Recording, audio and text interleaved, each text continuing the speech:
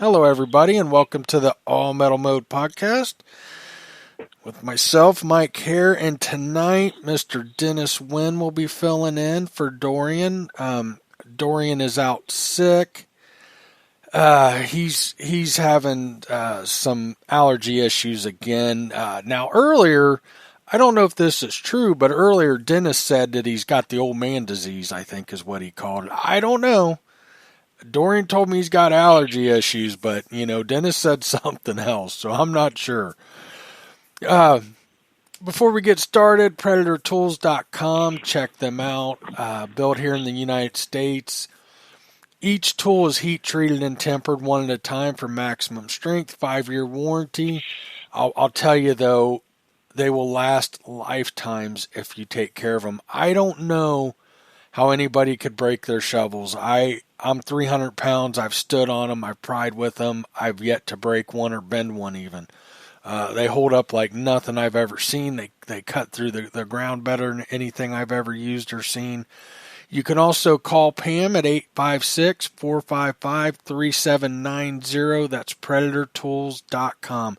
They have any kind of shovel you could imagine for whatever situation you find yourself in. Links, different blade styles. I love all the different designs they have, and I didn't fully understand all their designs until one night we had George and Pam Lesh on, and they went through where the designs came from and what the different uses are.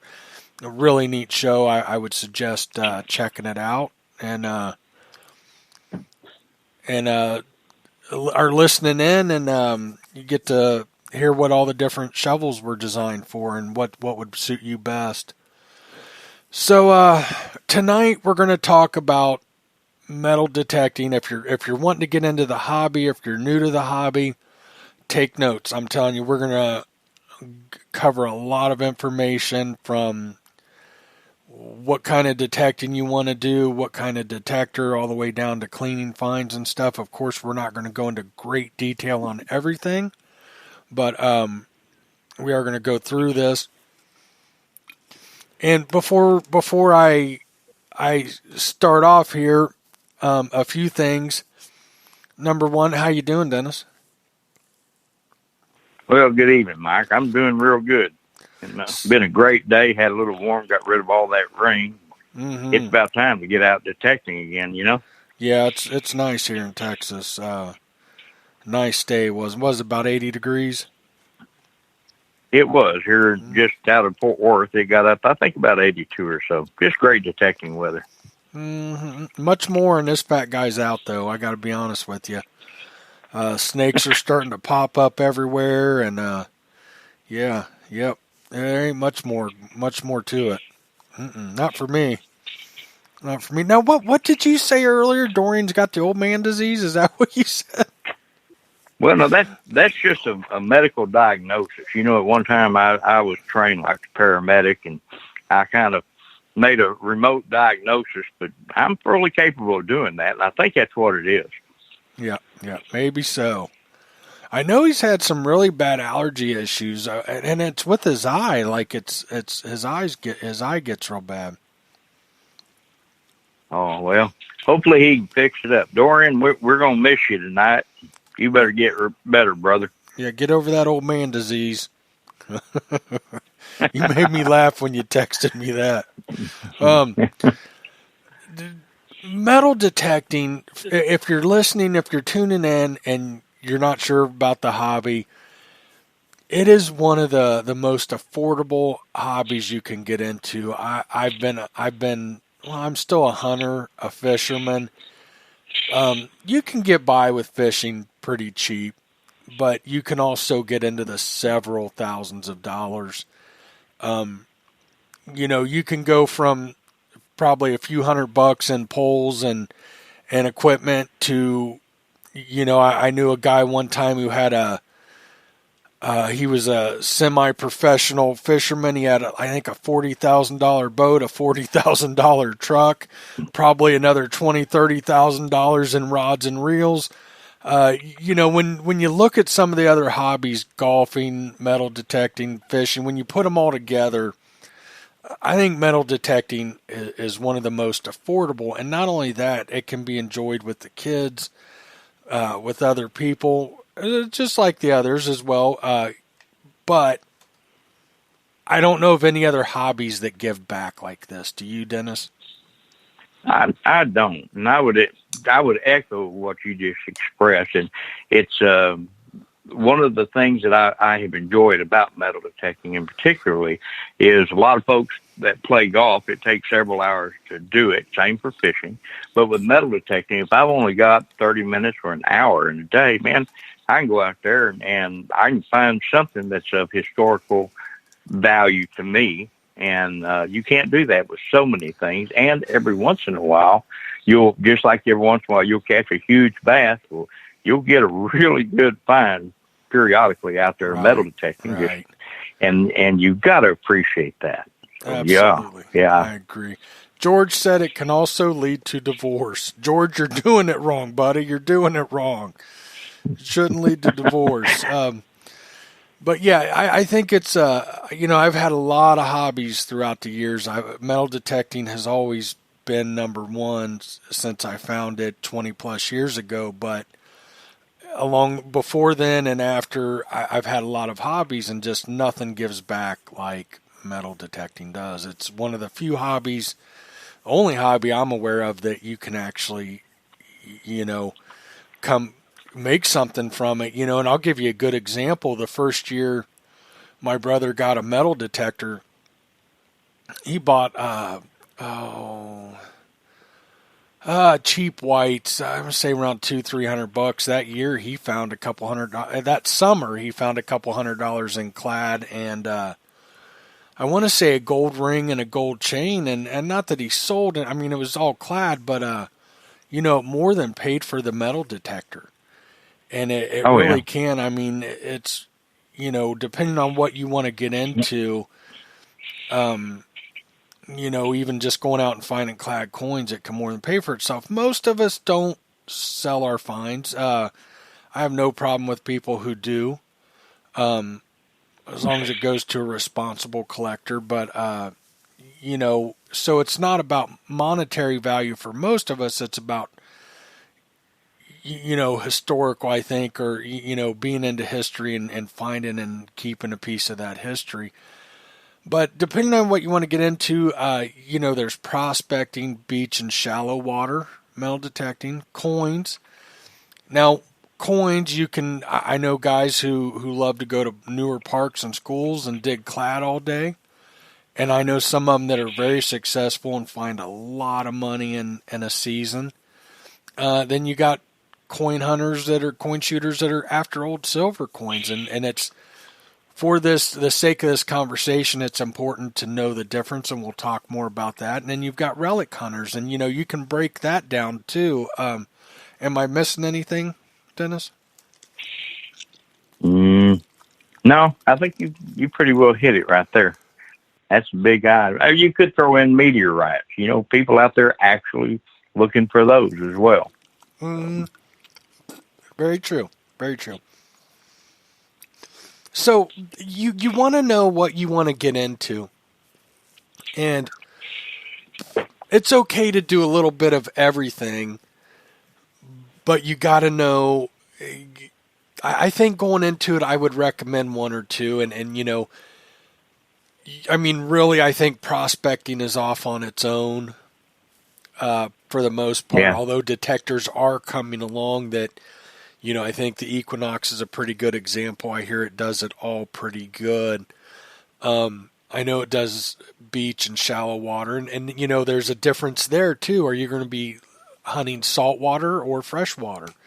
Because that's going to make a big difference in what kind of detector you want to purchase.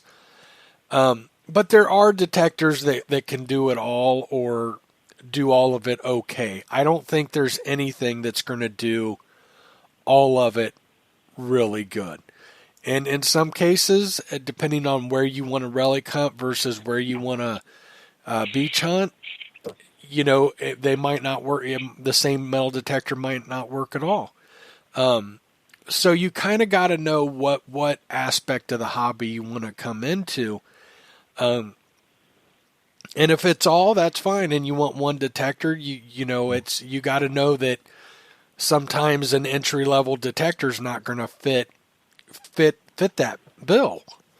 And That's true. you Yeah. have to be realistic with your price range. And go ahead, Dennis.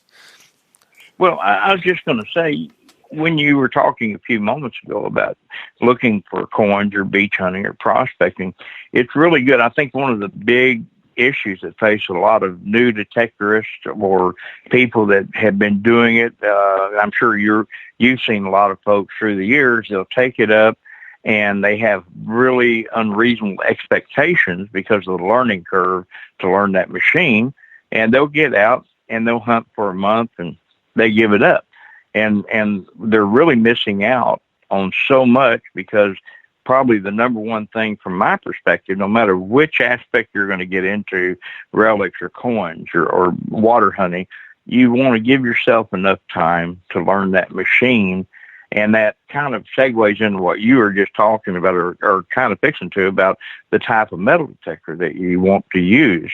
But it's important for everybody who's listening, you know, in my experience and opinion, is when you go into it, understand there's a learning curve. It's kind of like with a bicycle. When you first ride a bicycle, you don't ride so well. You fall a lot. And it's kind of that way with the metal detecting. If you learn that machine and understand that it's trying to tell you as well as it can what it believes that signal to be, and it's up to us as users to be able to interpret that.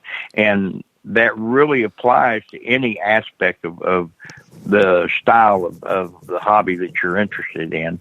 You know, I got started out, I like coins, and I love relics, as you know.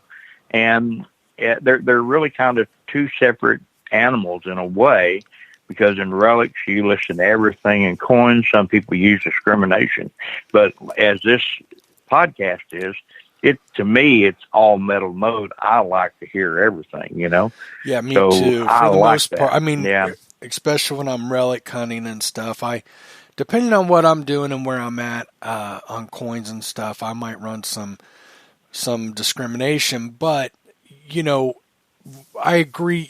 You know, what I would say, if you're in the market for a metal detector, first figure out what you want to do. And maybe this is all of them that we listed, but you've got to look at what you can afford, what you're capable of learning, how much patience you have. Because if you're going to get a detector that'll do all of this, when you're talking deeper silver coins and beach and prospecting, it's going to be a fairly complicated metal detector. This isn't going to be a turn on and go metal detector.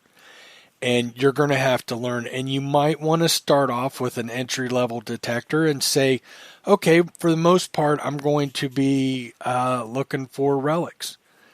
You might want to buy your first detector more suited, simple, and made more for relic hunting. And we'll get into that a little bit more. Wouldn't you agree with that, Dennis? Absolutely. Yeah, I think that's the what you need to do. And of course, that requires a little bit of research on the front end to understand, or talk to people like Mike or me or Dorian or anyone that's been doing this for a while. And most of us, if you will, be glad to share information. So no matter, even if you have a machine right now that may not be the most expensive in the world, most detectorists that stay with it, at some point, they decide they're wanting to upgrade or get a better machine. And that's where it's good to talk to people and to learn what those machines are good at, and, you know, just kind of learn what's out there, because that's your future that you're doing. And you want to when learn, you invest. You want to learn what people local are using to you. Oh, absolutely. Yeah. You know, relic hunting in Virginia is very different than relic hunting in Texas, or at least parts of Texas. You know, you can have somebody in Texas telling you, yeah, you want this detector, and it's not going to work right in Virginia soil. I think it's really important to know what locals are using. And sometimes somebody across the country can help you. Your soil is very similar, but other times to me, Learn what the locals are using, what's working for them. Yeah, absolutely.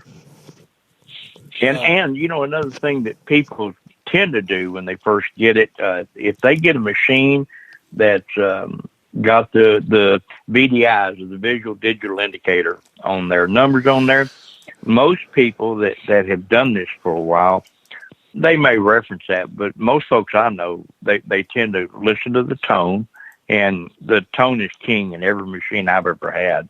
And the numbers are secondary information, but they're not the most important. And we'll also get into that a little bit further. But I think that doing what you just said, Mike, getting with people that are local, my recommendation has always been join a club if there's one available. Yes, and very smart. There's a lot of people, yeah. And Fort Worth has a Cowtown Club, which myself and Joe Maynard founded years ago. But those folks, for the 40 years or so that they've been in existence, maybe a little longer now, they have primarily had a lot of Garrett's.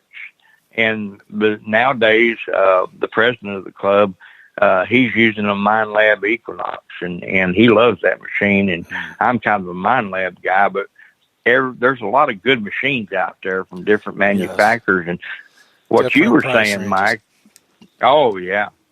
You were saying a minute ago about the Virginia soil. You know, Virginia soil up there, that red stuff it wreaks havoc with a lot of metal detectors. And you got to have one that'll operate in there. And probably my mind went blank. The machine that you love, not the Vaquero, but Tesoro. Yeah. Tesoros work well up there, don't they? Honestly, I don't know. I want to say the Vaquero does. Yeah. I don't know. George is in the room. Maybe he'll chime in. I don't know. He's awful busy. Him and Bob are teasing me really hardcore about my hat and stuff.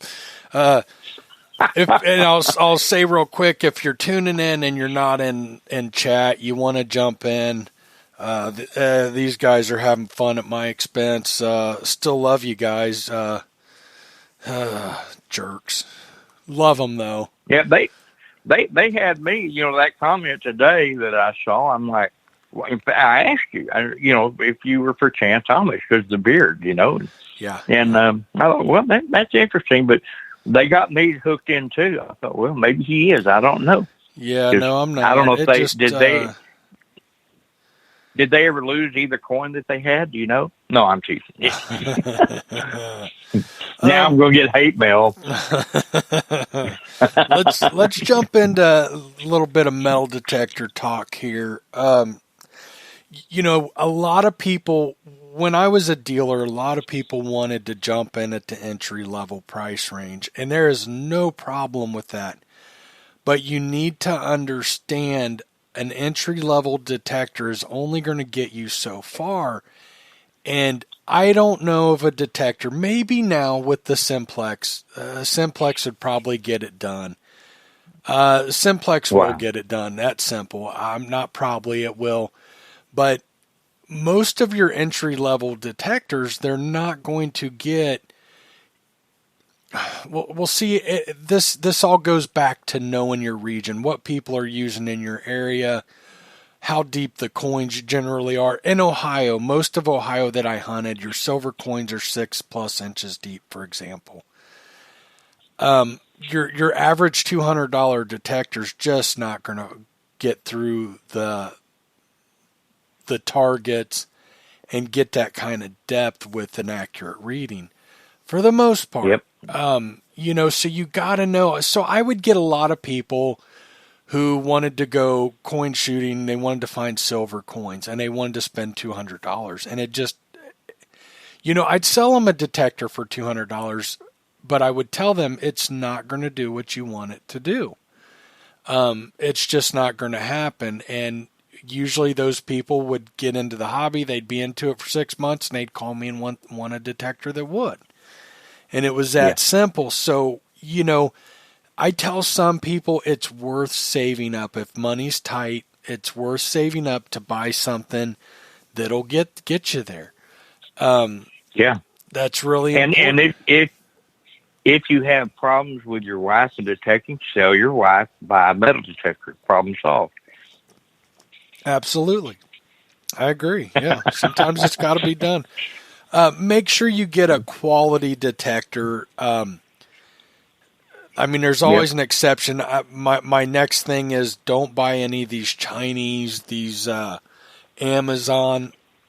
There's major brand names that you want to stick with, and I'm going to run through them. That's Garrett, Fisher, Technetics, even some of the bounty hunters. I'm not big fan, but some of their professional line or whatever.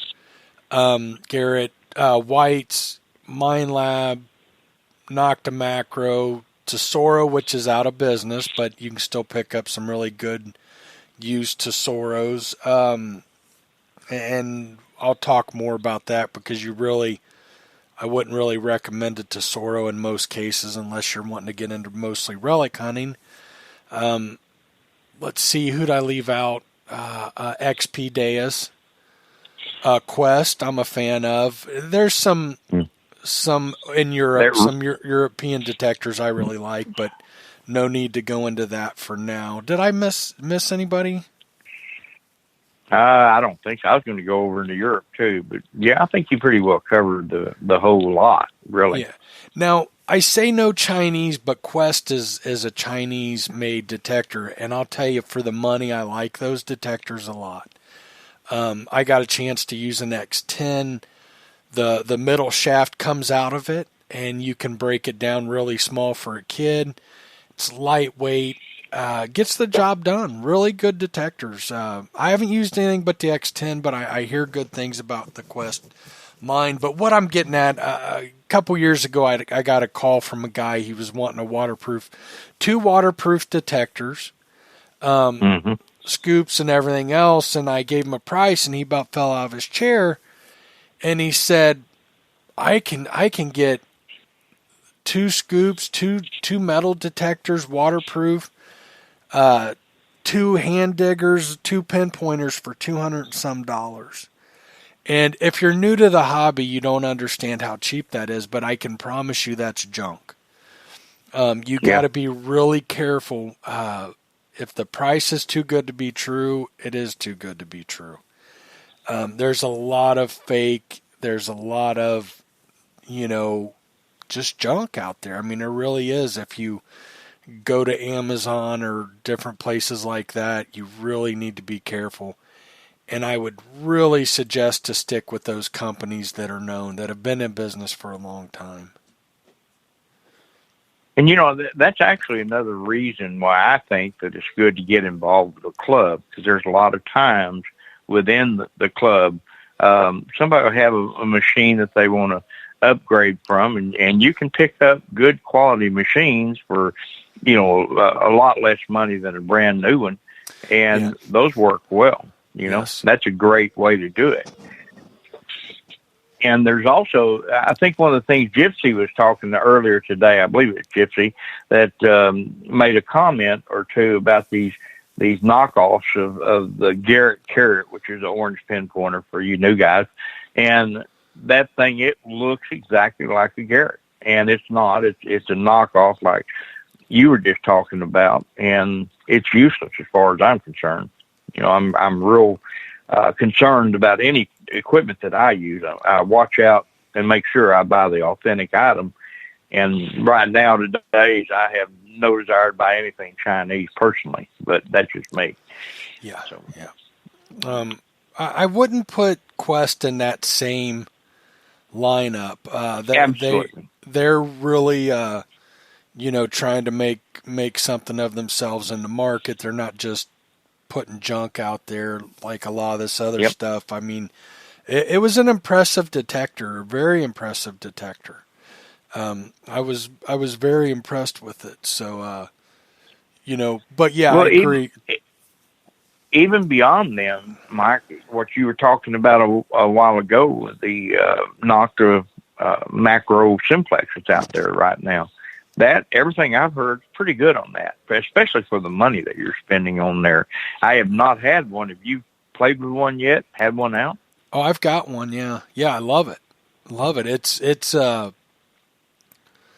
in my personal opinion, it's up there with top of the line detectors.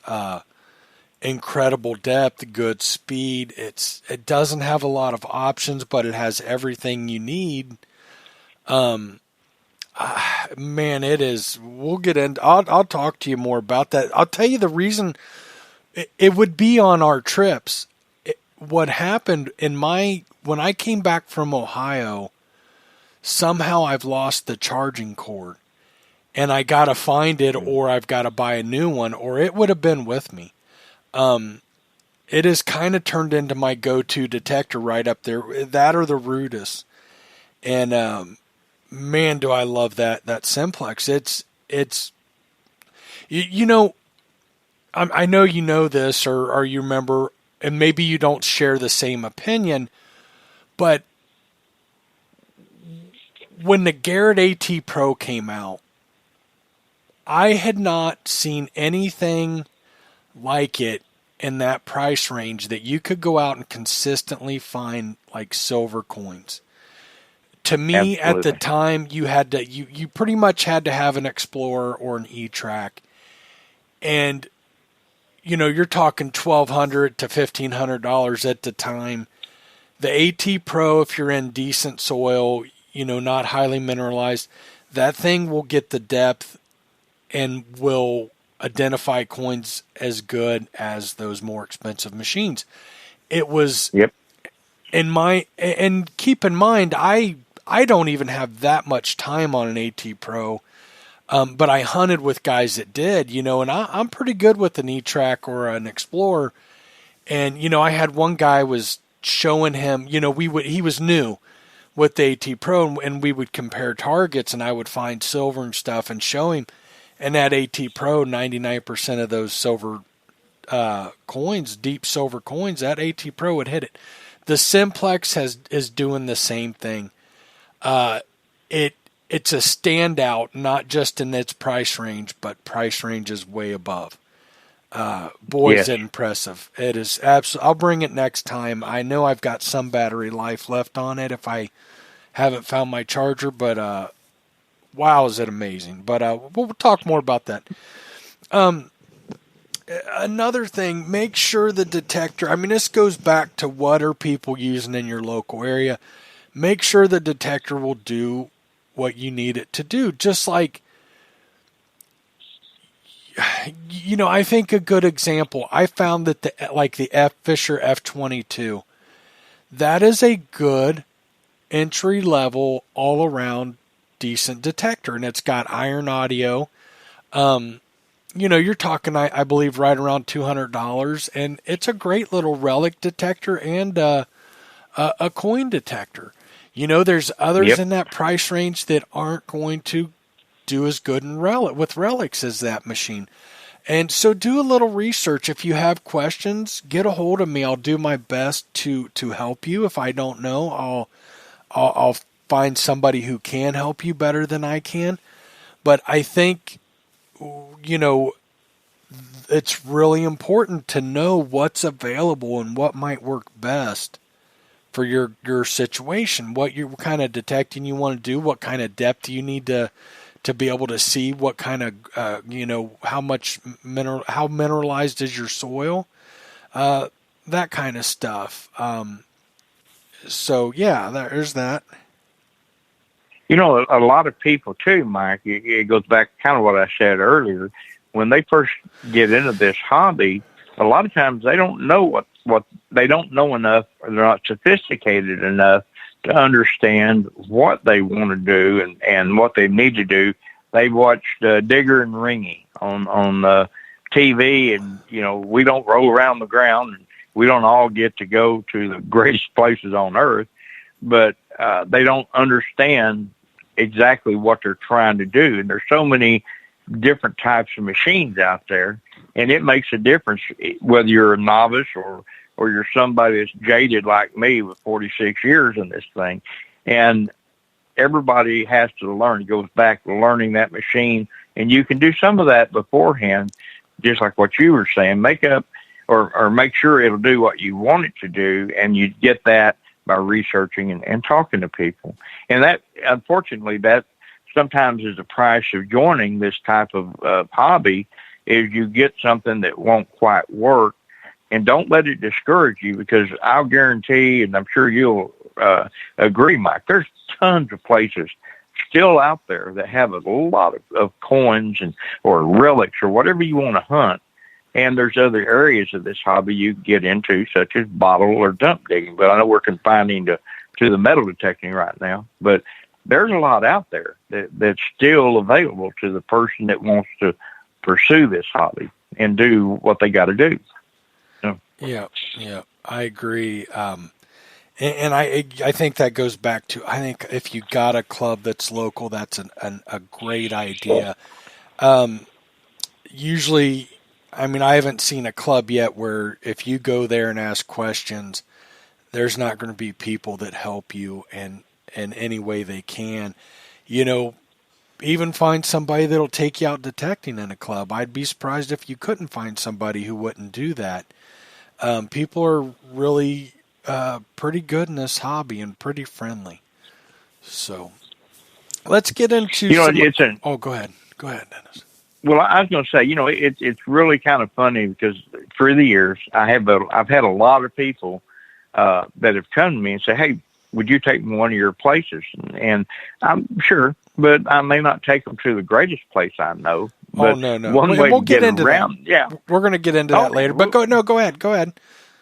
Well, man, I was just going to say, one of the best ways to get hold of somebody like that's been doing this a while is take them to your place. If you have a place, your front yard, if you've never hunted it, invite them over there or park nearby you. But invite someone that's got some experience in this. And I'm at a point now where I'll never go to all the locations I have. There's no way. It's why I wrote the book. But on the other hand, if someone invites me somewhere, I'll bend over backwards trying to help them with their machine, and I'll take people out, But anyway, so absolutely. Go ahead. I agree. So we'll move into equipment. Pinpointer. A lot of people have them. They're not necessary, but they are a great tool to have. And if you do it, like Dennis said, buy a good one. Buy a Garrett. Buy a White's. I love the White's TRX. I love the Garrett. The Garrett Carrot's a good one. Nocta Macro. All the major manufacturers have them. And what's the difference? Okay, let's say you've got an hour of detecting. Let's just say, for example, in that hour, let's say it takes you 5 minutes to, I'm just throwing out now. It doesn't take you 5 minutes. Let's say, maybe starting out, let's say it takes you 5 minutes to recover each one. There's time in between. Let's say you get 6 targets and it takes you 5 minutes. You got time in between each target. Mm-hmm. So you dig, say, 6 targets. With a pinpointer, you're going to cut your time to a fraction of that. So a pinpointer's handy. So now if you got an hour, instead of digging 6 holes, you're probably going to dig 12 plus. Especially if you're off on the hole a little bit, that kind of stuff. Now, I don't always use a pinpointer, but I will pull it out to, if I think I've already gone too deep, or, I should have got it already out. Because you will get targets on the side of the hole, you pinpointed wrong, that kind of stuff. Pinpointer's a great thing to have, not necessary. A good shovel, and digging tools in general. If you're going to be digging in yards and stuff, you want a hand digger.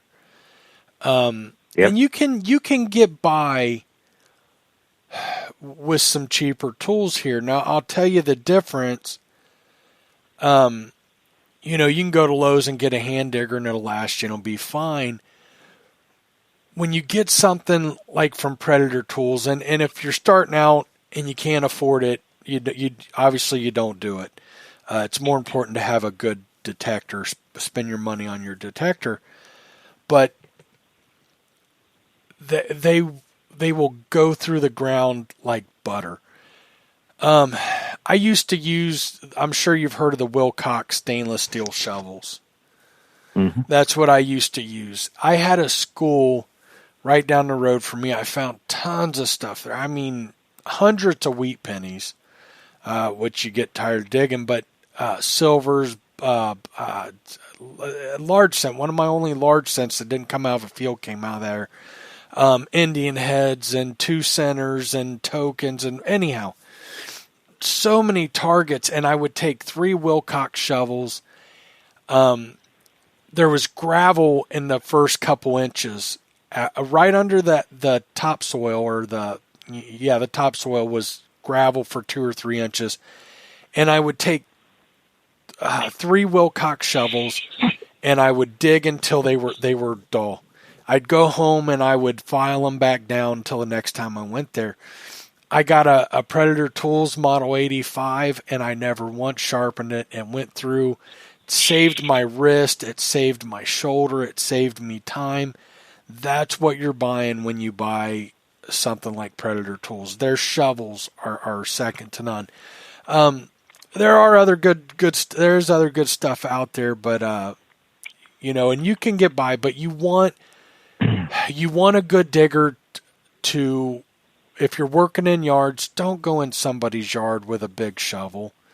Don't do it. You want to dig nice little plugs, and we'll talk more about digging a plug coming up.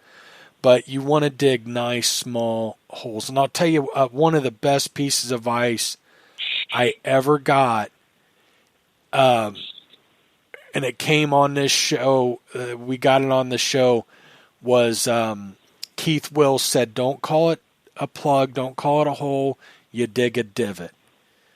And if you're talking to a homeowner and they ask, you want to tell them you dig a divot.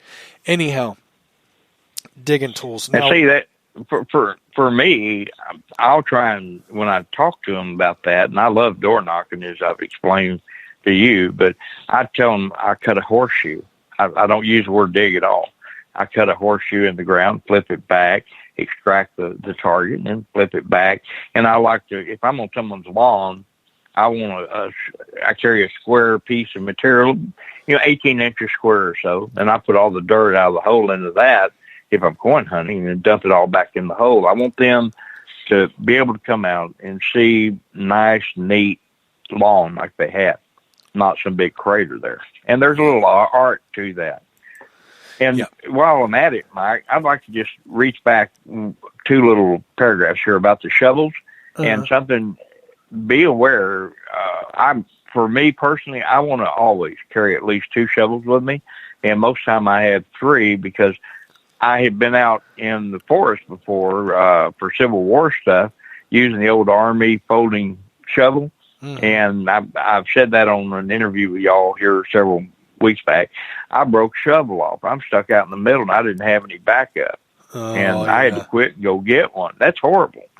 And then, like whether it's in a forest or in someone's yard, a root tool that you can use a saw to cut through a small root. If it's a big one, dig under it, don't kill something.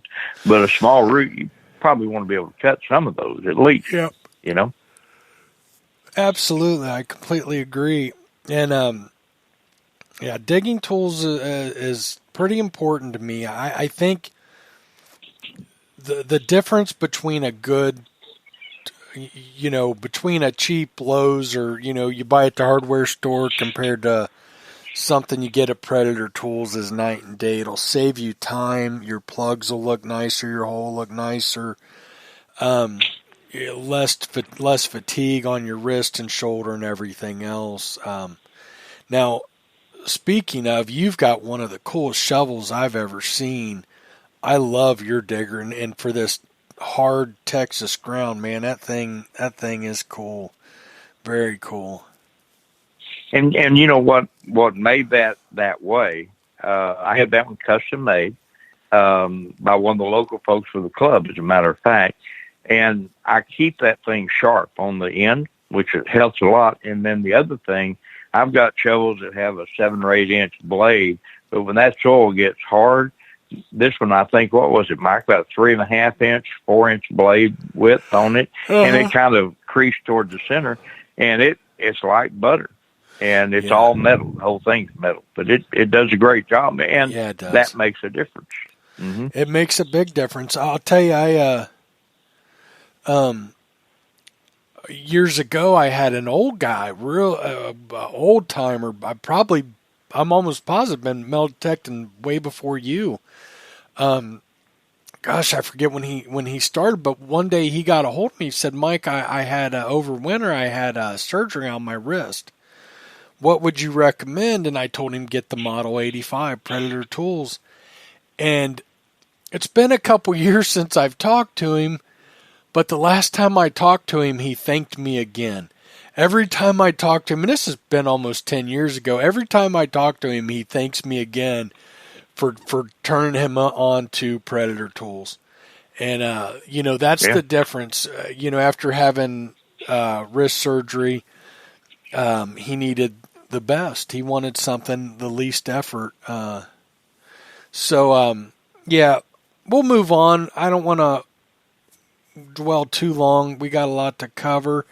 Headphones. Now, I will say out of all the accessories, you got bags, you got shovels, you got pinpointers, all that stuff. Headphones are probably, you got to have a digging tool, but headphones are right behind it. Dennis, I can't hardly hunt without headphones anymore. No, I understand. Once you use headphones, it's really hard to go back. And to me, it's well worth investing in good headphones. I could do a whole show on headphones, and so I'll kind of just briefly touch on it. But when you if you're not using headphones and there's any kind of noise around you or anything, I promise you're missing targets. A good pair of headphones will block the outside noise, whether it's traffic or the wind blowing through the leaves, whatever it may be. With those headphones, you're going to hear those whispers, those deep whispers. And it sounds more pure than listening through your metal detector speaker. It's probably been 5-6 years ago. I traveled over an hour to go metal detecting, and it was one of those situations, Dennis, where I knew my headphones were in my truck. And I got there, and I did not have my headphones. And I'll tell you what, I ended up not even hardly hunting and helping the guy I was with. I couldn't do it. And for those of you, I see it come up quite a bit. Why do I want to wear headphones? Or I hate wearing headphones. It makes me sweaty and this and that. It is worth it. When you have a good set of headphones, use them for a couple weeks, and you're not going to be able to go back to not. The last couple times I've been out, it's been with Dennis. We've been worried about snakes and everything else. I still had my headphones on, and I am scared of snakes big time. But well worth it. I did have one ear off so I could hear around me, but I gotta be able to hear that through headphones. I gotta be able to hear the sounds of the metal detector through headphones. Another really important one that falls under equipment is coils, different search heads, and if I had the choice to have 5 different detectors, which understand most detectors nowadays come standard with all about the same size coil, usually somewhere real close. If I had the choice between 5 different detectors or one detector with two extra coils, I would take the extra one with the extra coils. To me, the coil size is very important to me depending on where I'm metal detecting.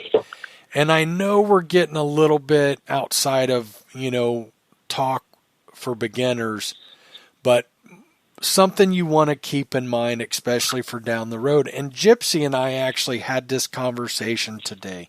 Talked about coils, and her and I both agreed most people in this hobby, I think it's I feel like a lot of people are misled, or in my personal opinion, they're wrong about what's important. Most people tend to, in this hobby, they want bigger coils to get more depth. Gypsy and I both talked about this, and both of us personally, in our experience, haven't found depth out of bigger coils. What we have found is you're able to cover more ground quickly. But you have to understand most of what you're going to be metal detecting is going to be high iron or a lot of modern trash. And you don't, when you have a bigger coil and you have more targets under that coil, it's going to be harder for that metal detector to pick up the good targets. And 9 times out of 10, I need a smaller coil rather than a big coil. So, and I agree with what you're saying, Mike. And in my experience, younger, I got the biggest coil I could. But nowadays, when I go anywhere, in fact, you don't hang on just a sec. I just dropped my phone. There's laws against that. Now, what I was saying was that when on all my machines right now, I've got the small coils on there, and the reason is because you get that separation of your targets, and now the good small coils with the good machines, they get great depth for targets. It's amazing, in fact. The 1839 half dime I dug several weeks back, that happened because I was using a Deus, but the reason that happened was because I had that elliptical coil on there, and I was getting the equivalent of a 5-inch screen or a 5-inch coil on the performance of that thing. And it makes all the difference in the world, unless you're out in the field or something. Then I'd agree then. I want the biggest coil I can get out of the field. Well, it depends on in the field. Like, when I'm in Ohio and I'm relic hunting where a house was and there's a ton of iron, I want a small coil. But if I'm wanting to cover out, if I want to go do a circle 100 yards out away from that house, then I'll put on a big coil to cover more ground.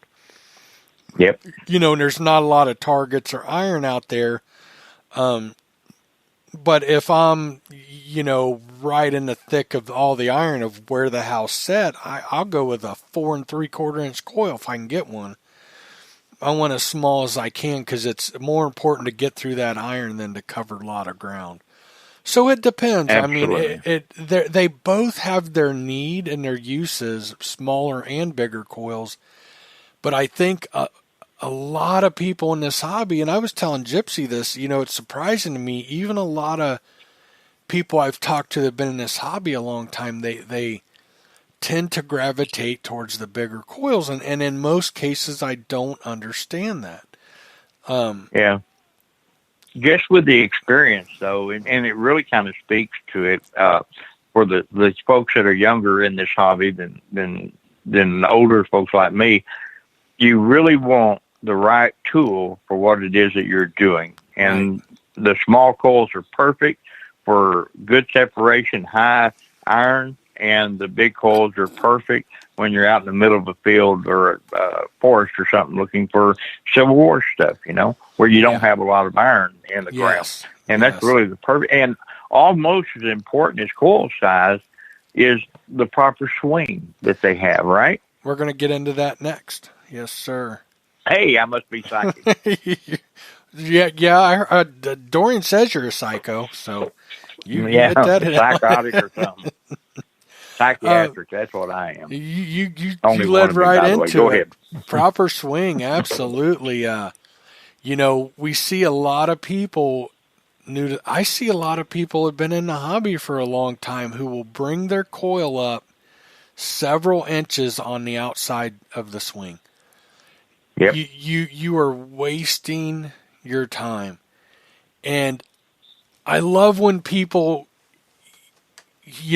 I'll give you an example. Have you ever hunted with one of those people and you go to a spot together and they, I can't believe I missed that. And you say, well, do you see at the end of your swing, your coil's 8 inches up off the ground? You didn't cover this ground like you thought you did. And it's way better to have a much shorter side-to-side swing and keep your coil flat and level to the ground and on top of the ground instead of 8 inches up. You're wasting your time and energy, and you're missing stuff. So a lot of videos, a lot of diagrams. We won't spend a lot of time on that, but don't get lazy and arc. You don't swing in a U. You keep it flat, the coil flat to the ground all across the swing. And another one is overlap your swings. When you're in an area that you're wanting, now there are times like, let's say I'm out in the middle of a field and I know there was a house there and I'm hunting for it. I will take big strides and I'm looking for iron. But once I find the site, or once I find a hot spot in a park or a school or wherever, then I'll slow down, and you want to overlap your swing. Slow down. Make sure you're not coming up on the ends. There's that old saying, miss by an inch, miss by a mile. And it's really easy to do that metal detecting. It is.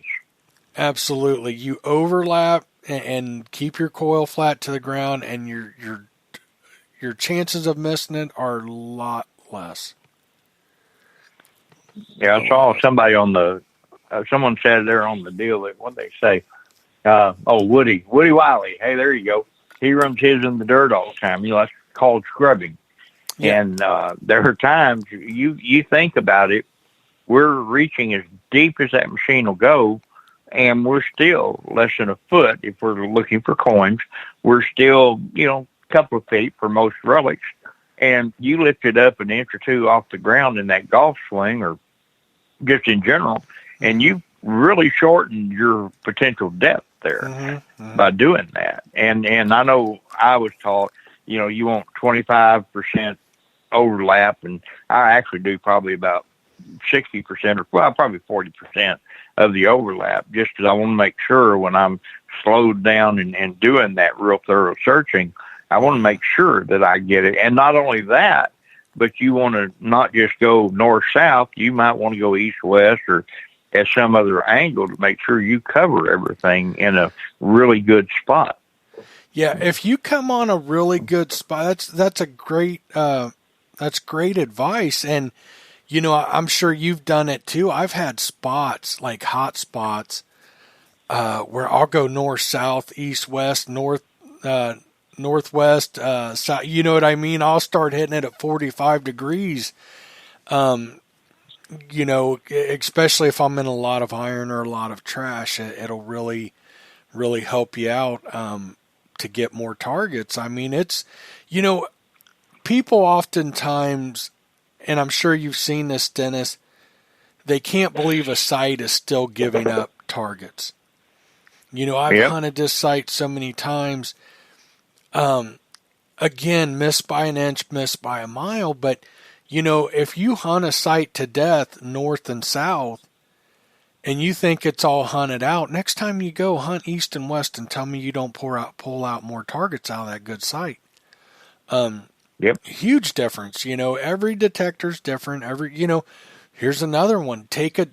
I like multiple detectors. I have multiple detectors. I would say the majority of people, not everybody, I guess it's split, but there's a lot of people that they're more about learning one detector really good, and there's nothing wrong with that. But detectors are different, and, it's not putting one detector down or anything, but because they detect different, because there is different technology, sometimes going out with a different detector, and it's like the site was never hunted. Yeah, absolutely. Mm-hmm. And you new guys listen to an old codger here. I'm going to tell you that some days, I swear to you, these metal detectors decide we're going to find silver dimes today, and you'll have a bunch of them. And the next day, they may decide you ain't going to find nothing. And that happens. I've told people that. It's magic. There's such a thing as magic, Mike. Right. So right. There you go. Yeah. So, and I don't know why it works, but different humidity, the soil moisture content, the direction that you're swinging the coil. One of the things I do, if I get like silver dollar or something, I love finding those things. Who doesn't? But if I find a really good find, there could be more around. I do a spiral, and I spiral out bigger and bigger till I have about a 15-foot radius, which gives me 30-foot diameter. And I feel like then I pretty well covered what potentially would be any pocket spills or anything like that. Mm-hmm. But by changing that direction on any given day, I'm a huge believer that aura that everybody talks about for your targets, when it's rained after a day or so, in my experience, that's when really the water is soaked down there, the moisture, and it lights up that aura, and those targets are lit up a little bit better, and that when you go back to a place you've been before, change coil sizes too. Try different things, different frequencies, different machines. And you're right. Sometimes you'll light it up. Absolutely. Now, this one I think is a big one for if you're new to the hobby or thinking about getting into the hobby. I would write this down and listen to what I'm saying. As you're swinging along, keep an eye on your coil. Don't look at your screen. Look at your coil. What I found as a dealer in taking people out metal detecting, many of them for the first time, is they want to look at the screen and they hear a beep and they're 6 inches, a foot, 2 foot away from where that detector beeped, and now they're on a hunt to find that beep again. And what you do, you go off of sound first. That's another reason sound is so important. And know where your detector just beeped at. Then you tighten up your swing to a short few inches back and forth over it. Then you can start looking at your numbers and listening to the tone better. Get it repeating both directions. And that is something huge I've watched with new detectors. They want to look at the screen. Look at your coil. Don't take your eyes off of that coil, and you'll track down your target a lot quicker. I cannot stress this enough. Everybody wants to look at the screen. Watch your coil. As soon as you hear a beep, stop. Visualize where you just heard that at. Back up to it, and do your short little swings around it till you find it, till you get beep, beep, beep, beep. Now you can start looking at your screen and seeing what's going on. Another thing. And that's. Oh, go ahead, Dennis. No, please. Well, I'm just going to say, listening to that, sound is king, like we've talked about. I absolutely believe that. And there are certain sounds that detector's trying to tell you every sound it makes, what it is it's seeing. And I'm sure you have to agree because it just is what it is, right? But some targets are real harsh. A lot of times the coins, for instance, there'll be a kind of a smooth sound. If they're relics, if it's longer than it is wide, you get a different sort of signal for relics with that kind of stuff. A nail's a great example. You get difference if it's at one particular kind of iron that we run into that's rusted in a circle, that it's a little bit different than sound. But not only do you listen to the sound before you look at your screen, but you do that wiggle thing you were talking about, shortening that swing on it as you go over it. But listen to the type of sound that it is, because that's important information as well. Mm-hmm. Absolutely. I want to back up here real quick and talk about something that was posted in the chat, and I think it's really important. Bob McCracken said when he had the CTX, the GPS function showed me how drunk I looked swinging. I tightened up after that. Bob, that's so true. When I had a CTX and I would field hunt with it, after one day I decided to run the GPS function. I didn't know how to watch myself while I used it, so I went home and I downloaded where I'd been in the field, and it looked like some drunk had been out metal detecting. Mm-hmm. Now, I started using that feature. Well, first off, I went back to that field site and hunted with the GPS while I was watching it and seeing how much stuff I'd missed. But I started using that GPS function all the time because it'd keep you on track. Now, I understand most detectors don't have a GPS function, and a lot of people don't want to carry a handheld. And what I'm saying is try to watch where you've been. If you're in grass, big open fields especially, make sure you're overlapping and stuff. I mean, I think a lot of times when you're talking bigger fields and stuff like that, and people go back and, I can't believe I missed this. I know I hunted it. You might have thought you hunted it, but there's also a good chance you had missed it and that you'd gotten off track because it's easy to do. Absolutely. And in addition to that, I don't know how other people do it, but I actually, when I'm out in a field, for instance, I've got that 3-foot shovel at 32 inches, whatever it is, and I make a drag mark behind me to make sure when I come back, I can see where I've been to a degree, And when I'm just walking like in a lot, what I try and do personally is I eyeball. I look straight ahead to see what I'm headed towards, and I try and walk that, listen to the sounds, not the coil, or the sounds, not the screen. And I watch that coil, but periodically, every few seconds, I will look up and make sure I'm still headed in that direct line that I was. Well, and also, I'm sure you as well, once you get the hang of it, once you've been metal detecting long enough, you don't have to watch your coil anymore. It's what's that muscle memory? You hear a tone, you stop your coil, and you know where it was, even though you were looking straight ahead of you. I still do watch my coil a lot, especially if I'm in a target-rich environment. But you once you get the hang of, you hear that target, you hear that tone, and you stop. You don't need to be watching your coil all the time. But yeah, I get what you're saying. I still watch it a lot. Absolutely. So that's just part of making sure that you cover an area. And another good point with that, no matter how good you are, no matter how good the machine is, you're still going to leave targets in the ground. It's the nature of the beast. Mm-hmm. It just is. It is what it is. And it's irritating as heck. I laugh when people tell me some places hunted out. Well, it just takes going back over with a good machine and somebody that slows down generally. Or a different machine. Covers an area. Yeah, well, yeah. And there's still things that'll light up. And how many people cherry pick out there, Yeah. Well, part of learning that machine, I figure it takes 100 hours of honest use of a machine to understand what that machine's trying to tell you, and digging every signal in that first 100 hours. And from there, you've kind of got an idea, and it's still a learning process, but certainly as you go forward, you want to learn what that machine's saying, and it just takes experience in doing it.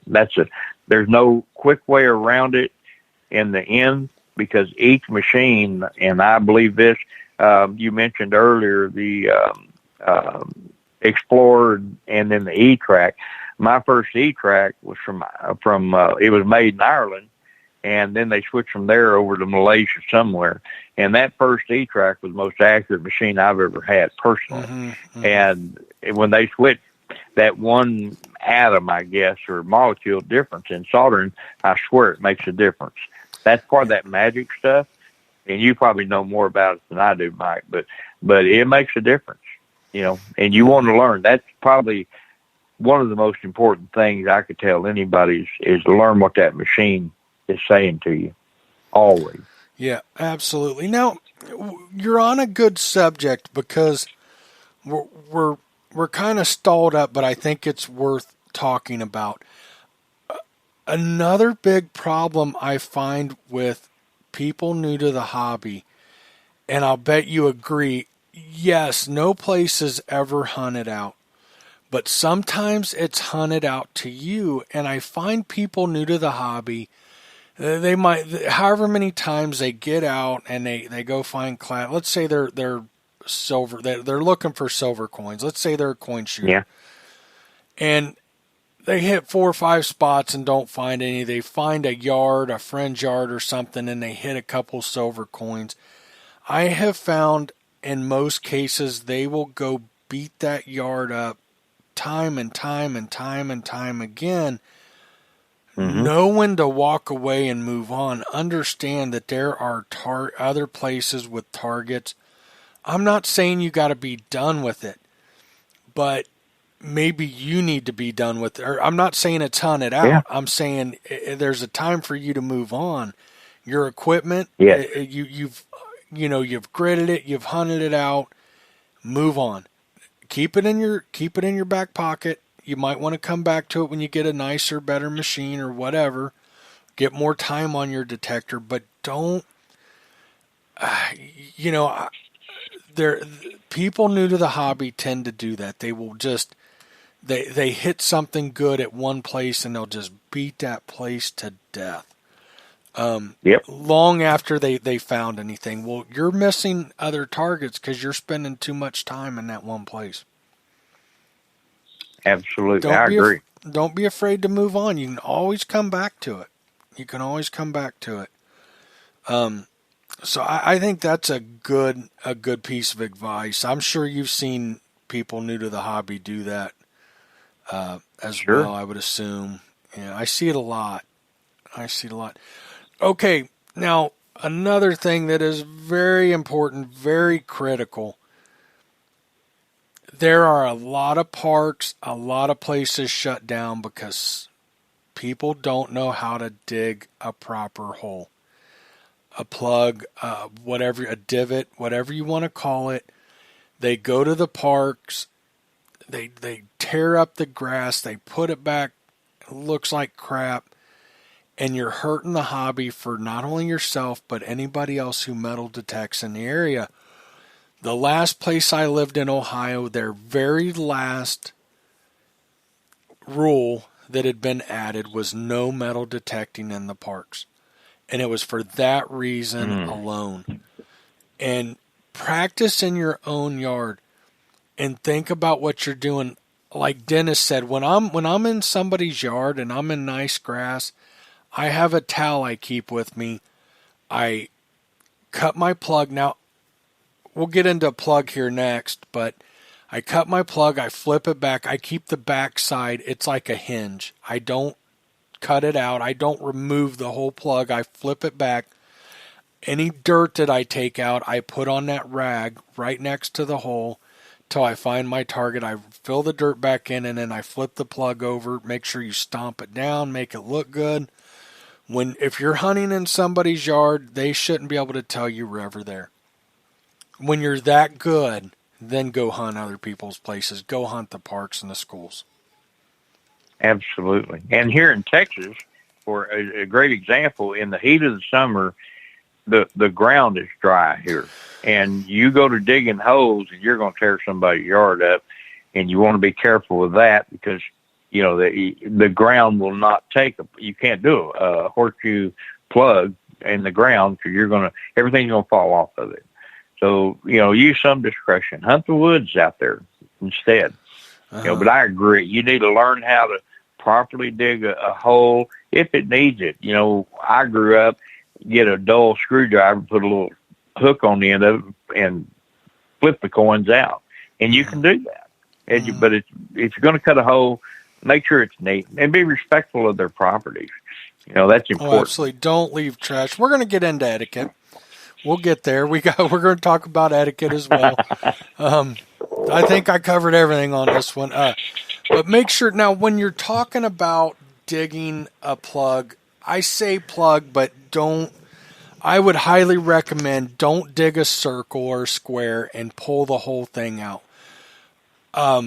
I'm glad you said horseshoe because I'd never thought about that. My holes, my plug, it would be like a Clydesdale and about width and then about twice as long. Now that is huge. Hear me out. Anybody listening, I like to dig a big, long plug. And sometimes it looks scary when it's out. If I'm going after a deep target, please understand if I'm in a shallow, sometimes it's just a slit and I'm pulling it. But if I've got a target and it's reading 8 inches deep and I think it's a deep coin in somebody's yard, I am digging about as wide as a really wide horseshoe and about twice as long, which is big. But when I do that, I feel like, number one, if I'm off any from side to side or front to back, it's still going to be in my hole. And I'm not chasing it through the sides. I'm not tearing up grass. Number two, I feel like when you leave that wider flap in the back, the length of it being so long, it allows it to fold up out of the ground easier than if you had a real, if it wasn't very long. When you've got that longer plug, it folds out of the hole nicer. When you put it back, it goes in nicer, but it also folds easier, not tearing the grass on the flap, and it seems to me the grass will reconnect and grow back better. And a lot of people don't do what I'm saying. They're digging small little holes. They're digging plugs that they literally remove with no flap. Or they do these ones that are real narrow and real short, and then they don't fold out right, and it breaks, and it looks horrible. Dig a longer, wider plug. In my personal opinion, it'll go back nicer. It'll grow back nicer and quicker. Yeah, it will actually help the growth come back when you do a plug like you're describing. That's been my experience. And I would also say, if you're, depending on what state you're in and stuff like that, you don't want to go, you don't want to go dig up somebody's nice yard in the middle of a drought. You're going to leave brown spots. If it's a friend, if it's a family member and they understand it's going to turn brown for a while and they're okay with it, fine. But if it's, you go knock on somebody's door and they live in a big fancy mansion and they give you permission and you leave a bunch of brown spots in their yard, they're not going to be happy with you. So be careful when you do that. Here in Texas, it gets so dry you can't dig. It's hard to do, without tearing it up, without leaving brown spots. So I highly recommend, a lot of times what I'll do, if I know, if they're calling for 80% or better chance tomorrow, I'll go dig in the dry ground today, or even the day after the rain or something like that, to where it's got enough moisture for that to heal.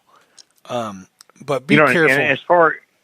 And as far as this sounds out, or far out as this might sound, I have actually, in my past experience, if I'm hunting a yard, cherry picking in particular, I cut the hole, and I actually have been known to put a little fertilizer in there and carry a water can and water it after I'm done. Now, that's extreme, but I respected those people's property enough for letting me in to say an 1850 home site where they were living, and I want to make extra sure that I take care of that property. It's theirs. It's not mine, and it's, you want to make sure. Yeah. If you carry enough water and you do, that's, I don't disagree with that one bit. Just make sure that you do something, especially if the ground's dry. Don't leave big, nasty brown spots in their yard. Yeah. It can really cause you a headache down the road. So we covered that. Proper plugs. Make sure you practice in your own yard or somewhere very safe. Make sure, in most cases, no matter where you're at, you should be able to dig a plug, fill it back in, and leave no sign. Somebody would have to literally watch where you were just at to see where if they're 20 yards away, they're not going to be able to find where you were just at. That's how good it should be. Now, in the woods, it's different. and you got to kick it back in and make it look presentable. But, like when I do field hunting, when we were hunting in the woods, that's what, we weren't making it look perfect. We're in the woods. Nobody cares. Of course, we kicked our holes back in and flattened them down and stuff. But, if you're in we're talking nice manicured grass mostly. But, of course, even if you're in a farm field, don't leave a hole. I understand equipment's going to come run through there and it's not going to matter to them. But, I guarantee a farmer's not going to want to look out in his farm field, and see where you dug 30 different holes at, or 50 or 100, kick them back in, make it look like you weren't there. Very important. Very important. One thing just kind of flashed in my mind just now, Mike, is when you're hunting somewhere, how easy is it to look at a yard, if you've got a sidewalk that's got a yard that's 10 or 12 inches above it, just kind of sloping up. Back in the 50s, 60s, and 70s, a lot of folks put fill dirt in there. And so when you're digging a hole, you can kind of get an idea about that just by seeing the difference in the layering of the ground on your very first hole or two. And that kind of give you an idea of sometimes how long you want to stay on that site. An 1850s house that has 10 inches of fill dirt, if you're coin hunting at least, they've actually put most everything outside the range of any coil you're going to use, or it's going to be real deep. So it kind of comes into play. So, absolutely. Anyway, I've hunted a lot of old house sites that if you you can look and you can see how much higher the dirt is above the sidewalk, and you can about guarantee fill dirt's been in there and you're not going to find anything. Depends on how much fill dirt. And that doesn't mean there's not areas of the yard that there isn't fill dirt. So if you see low spots or where that kind of rounds off or something, you still might find something. But yeah, I agree 100%. So where to hunt? Let's cover some of that. Your own house. Start out at your own house if you can. I don't care if your house was built, is 10 years old, 5 years old.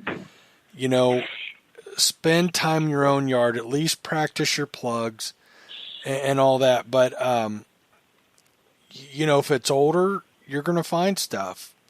And you'll learn from your own yard. I tell people new to the hobby, friends, family, and neighbors. Ask them, talk to them. Man, I couldn't tell you how many places I've hunted over the years from friends, family, and neighbors. Talk to your friends about your hobby. I couldn't tell you how many times I've told a friend, or somebody, an acquaintance, what I do, and they're interested in, anybody that's got an old house, or any place to detect, and you wouldn't, my buddy John, and sometimes even if it's just you go knock on their door and you say, hey, I'm friends with Randy down the road, and he was telling me, you guys are friends, and telling me your house was old, and I love history, and I'd love to metal detect. Even by being able to just throw a name out there, somebody you both know goes a long way. But a lot of times, friends, family, even neighbors, they will be happy to go down there with you. Yeah, let's go talk to John. He's a friend, I'm sure it won't be a problem, but I'll go with you and we'll talk to him. That is a great way to get in, and never forget friends, family, and neighbors. Boy, Dennis, I'm sure you've gotten into a lot of sites from doing that, I would assume. Absolutely, and I'm a huge advocate of knocking on doors, as I've said, and it's not just that. You talk to people all the time. Hey, have you ever lost a ring or anything? And there are a lot of good tips will come from that. And I publicize. Everybody knows that I've been metal detecting forever. And word gets around, and somebody, that guy, Dennis Wynne, he metal detects. He can probably help you find a ring. Be a what's the word I'm trying to look for? Ambassador? Be an advocate for. That's the word, actually. Yeah. See, you're psychic too, Mike. Be an ambassador for our hobby, everywhere you go, and conduct yourself as such. Make sure that people know that you have this passion for history and finding stuff. And even if it's as simple as some little girl's ring, try and find it if you can. And you never know what you might turn up in that process. But yeah, I'm a big advocate for talking to people. And when you do, ask them, not only have you ever lost anything, but do they know anybody? Just like you're saying, they become a gatekeeper for someone else's property many times. That'll get you on the site you would never hunt, except for them kind of ushering you into this other person's life. That's a big deal. Yeah, absolutely. And I'll tell you something else. You spend enough time at your local parks and stuff like that, people are going to come up and talk to you, and take the time to talk to them, because many a times that has led me to other places that aren't public. I couldn't tell you how many times somebody's approached me, and I will talk their ear off if they'll let me. And many a times, my house is old, or my dad's house is old. Would you like to come over there? And it has led me to some great places. Time and time again, even my local park here, there's an older park with some old houses around it. And one of the neighbors was out watching me one day, and their house is probably, I would guess, 20s or 30s. And they let me come over and hunt. I think I just found a wheat penny or something.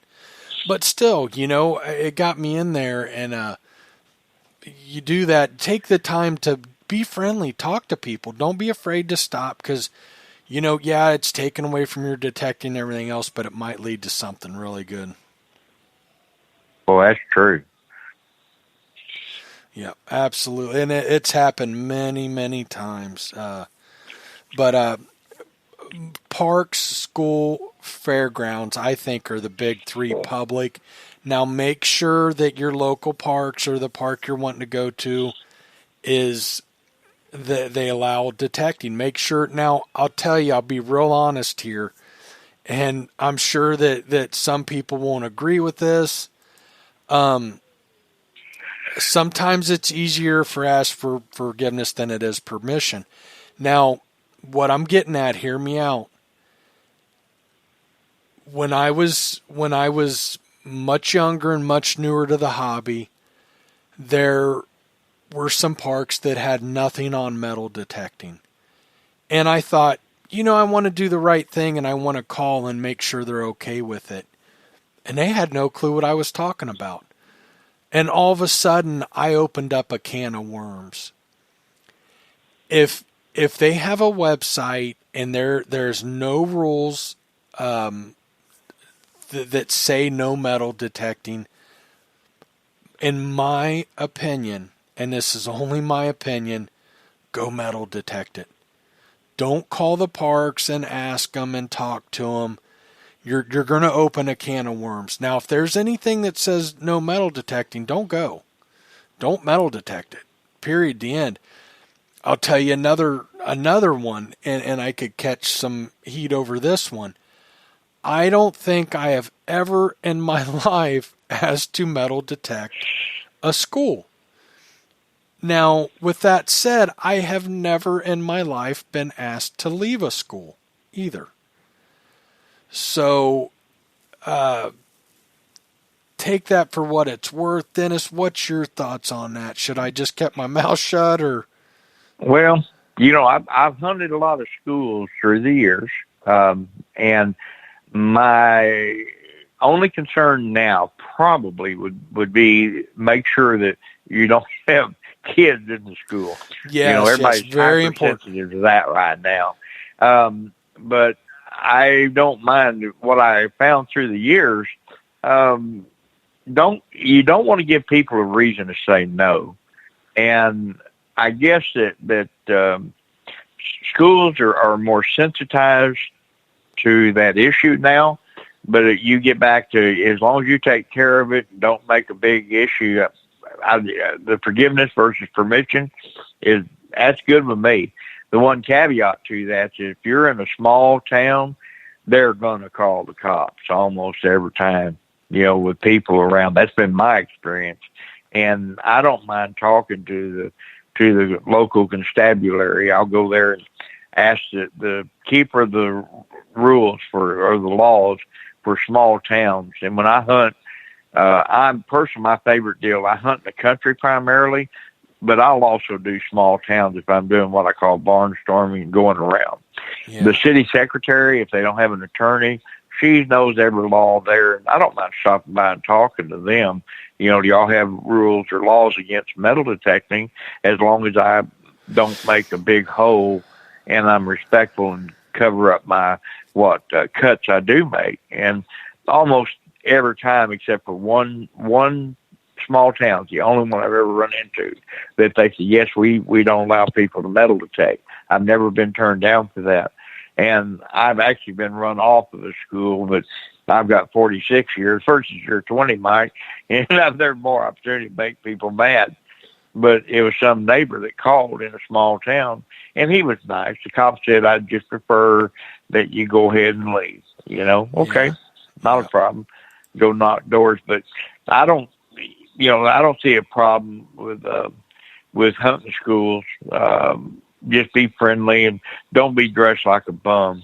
Don't carry an axe with you or anything, or a machete. I've actually seen that out there, and be respectful. But I like hunting those old places. So be respectful. I 100% agree. Don't go during school hours. I wouldn't even go if there's some kind of practice going on or anything like that. Go on a Sunday, go in the evening with no sports or anything. Yep. You do have to be very careful. And there is absolutely nothing wrong to calling and finding out. But you might be opening a can of worms. Absolutely. I'll be honest with you. You really might, but that's okay. I mean, it is better to be safe than sorry. Now, if it's private property, if the city owns the property, I still call and check, or I'll go talk to somebody and check. But schools, I personally have never had an issue, never once that I can recall. Matter of fact, even when at parks, the only time I ever had trouble, I got kicked out of a park that allowed metal detecting. A neighbor called, an old guy, and didn't like somebody metal detecting in his yard, and I actually argued with the cop nicely. Argued with the cop a little bit, and they still asked me to leave, and I pretty much told the cop, I said, that's not right, but I'll leave, but it doesn't make it right because somebody doesn't like what I'm doing, even though it's perfectly legal. It isn't right. But I'll leave, hey, whatever. But I feel like in that case the police officer should have told him it's legal here. Nothing you can do. I wasn't causing problems, wasn't digging up holes, wasn't, doing anything to disturb anybody. But, but be careful, be respectful, always, even when you're in public places, be respectful of others. If fairgrounds get permission, I always get permission at fairgrounds. Really, I'll check the parks, make sure they don't have a rule against metal detecting. Schools, I've always just detected. I've never had an issue. One, if I see somebody there, I'll ask them. And usually in most cases I have. I've seen like maintenance or somebody there. There's always somebody that works on the equipment and mows and that kind of stuff. And if I can run into them, find them, I'll ask them. And never had any issues. I've never been turned away from a school, never once.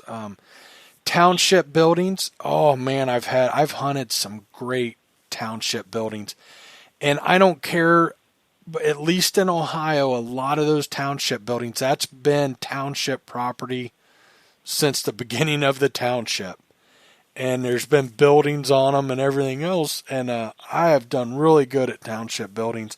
I have been turned away from a few. But, I once hunted a church that was owned by the township, and boy, did that give up some really nice finds. If you're talking out in the country townships, a lot of times they move dirt and bring dirt around and take dirt out.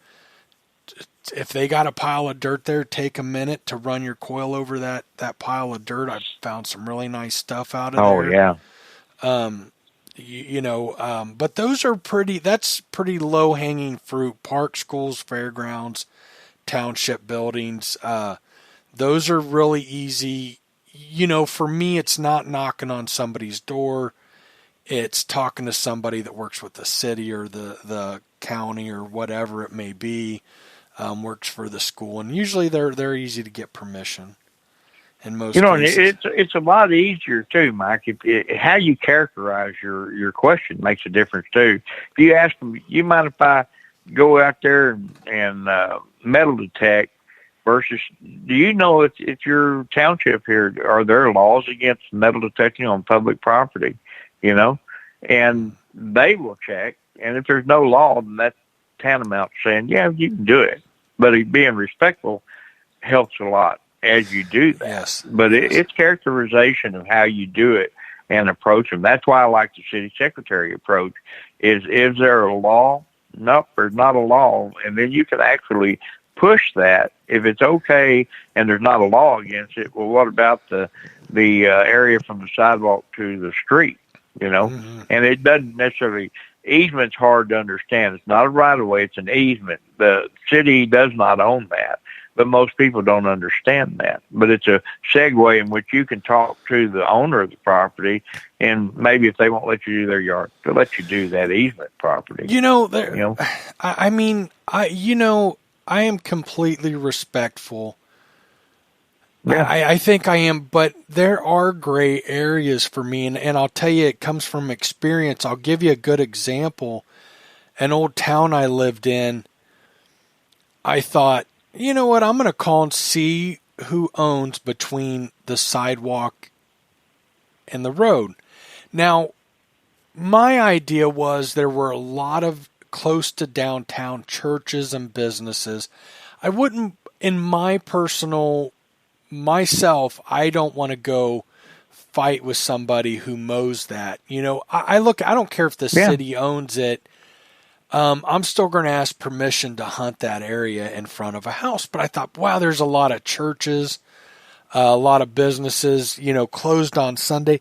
And I called the city, and they own it, but they would rather I not detect it. Well, what do you mean you'd rather me not detect? They didn't say no.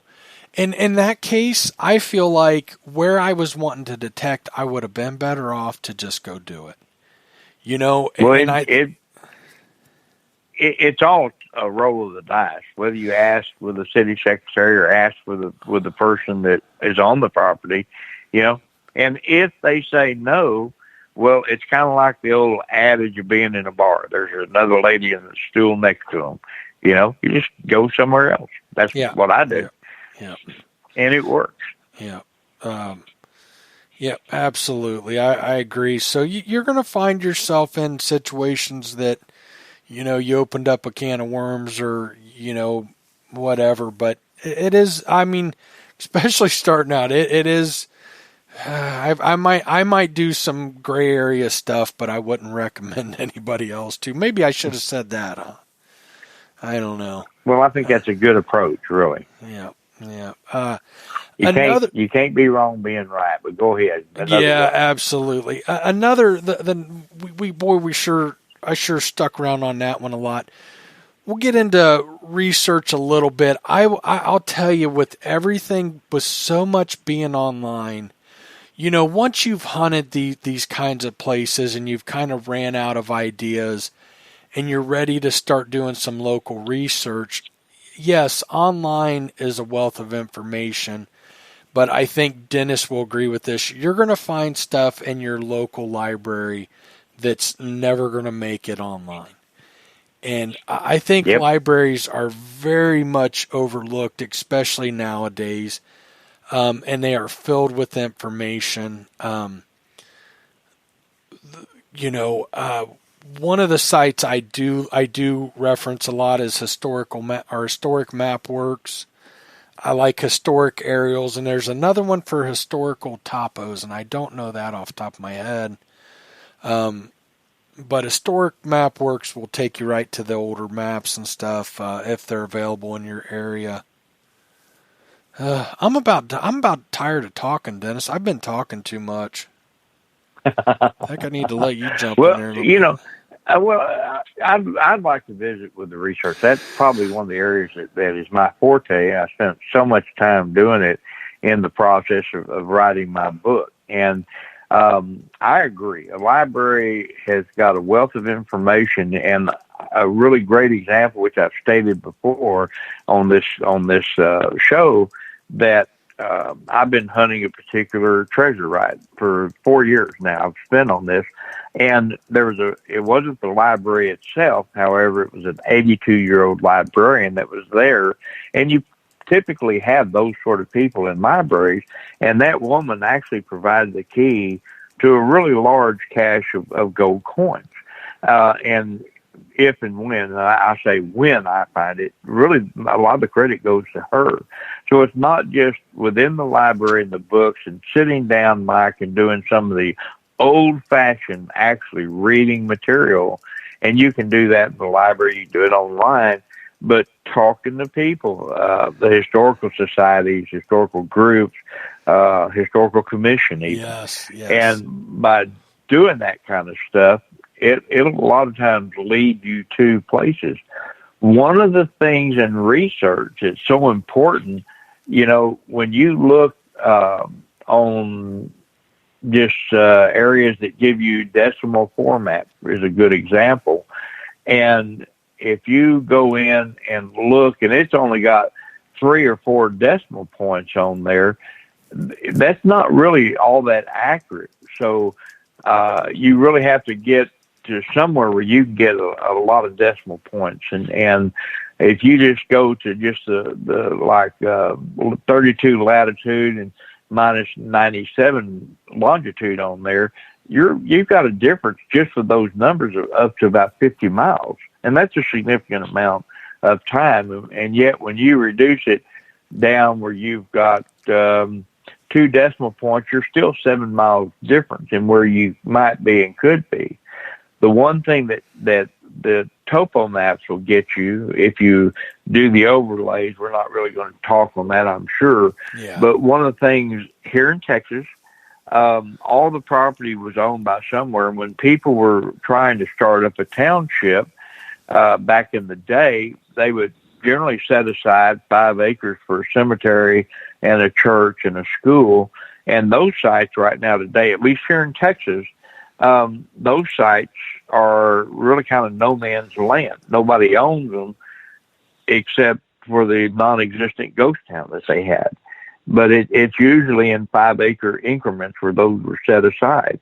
So there's still, when you do research and you find an old township, and there's thousands of them in Texas, and I'm sure it's the same way where you're from and where most of the guys in the audience is, it's still likely today that nobody has appropriated that land because it's kind of it belonged to a non-existent site, non-existent township or city that no longer exists. So who owns it, And it's kind of hard to say, but it's certainly eligible to be hunted. And that actually is one of the better type spots that I like to find. And there's several times in the last 5 years. In fact, I can think of 7 occasions in the last 5 years I have found really, really old gold rings and old silver rings at that kind of location. So, and it's not really very much hunted. But I agree, the historic aerials that you were discussing, that one has the sliding overlay that you can do the topo maps with the latest aerial photographs. And that's an incredible asset and a great tool to use. I'm a big believer in research. It goes hand in hand. Once you find a site, what do you do then?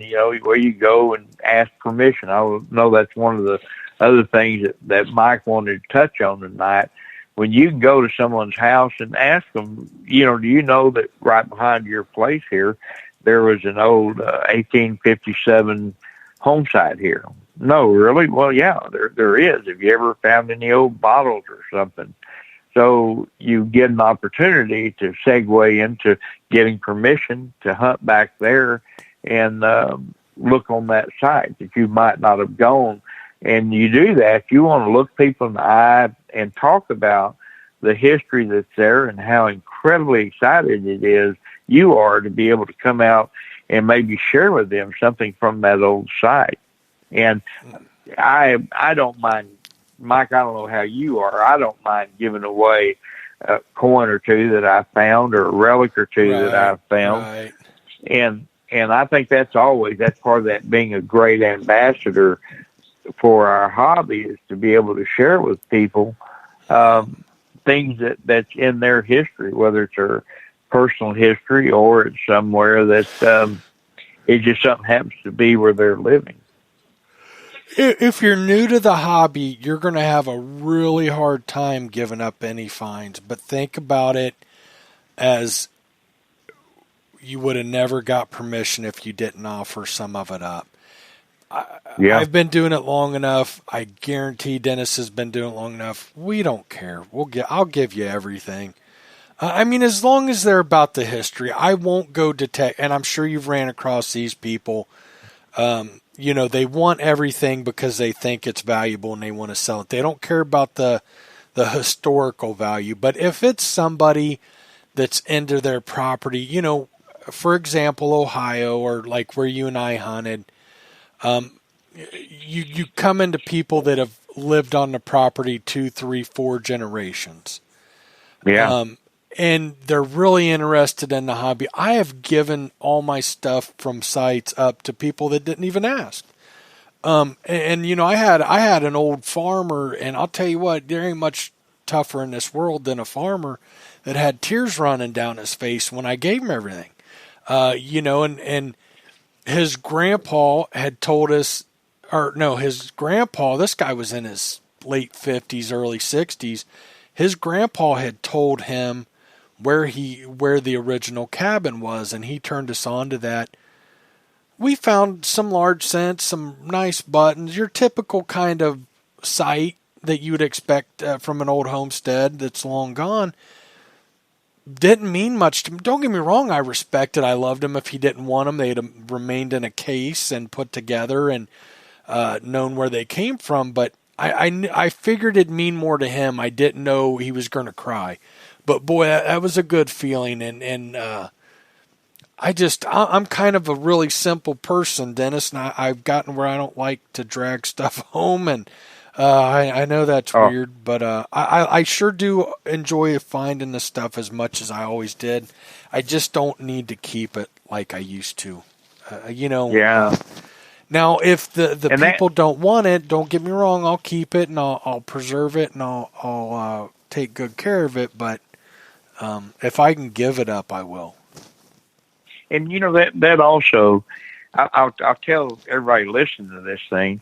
One of the tragedies, actually, for me, after all the years I've done this, I've become a little bit jaded about keeping stuff that, if it's an old relic, I've already got plow points. I've already got, probably 30 or 40 axe heads and stuff. And they don't do that they just don't do it for me anymore. I love the hobby. And I'll tell you right now today, if I find a barber $50, well, it's a barber $50, but I still love to find seated stuff.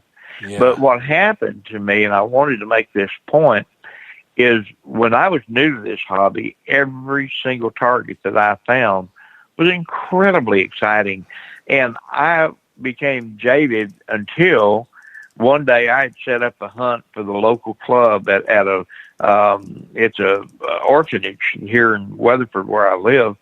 And I watched a grown man cry over finding a harmonica reed. And I'm like, oh my God, how many thousands of those do you want?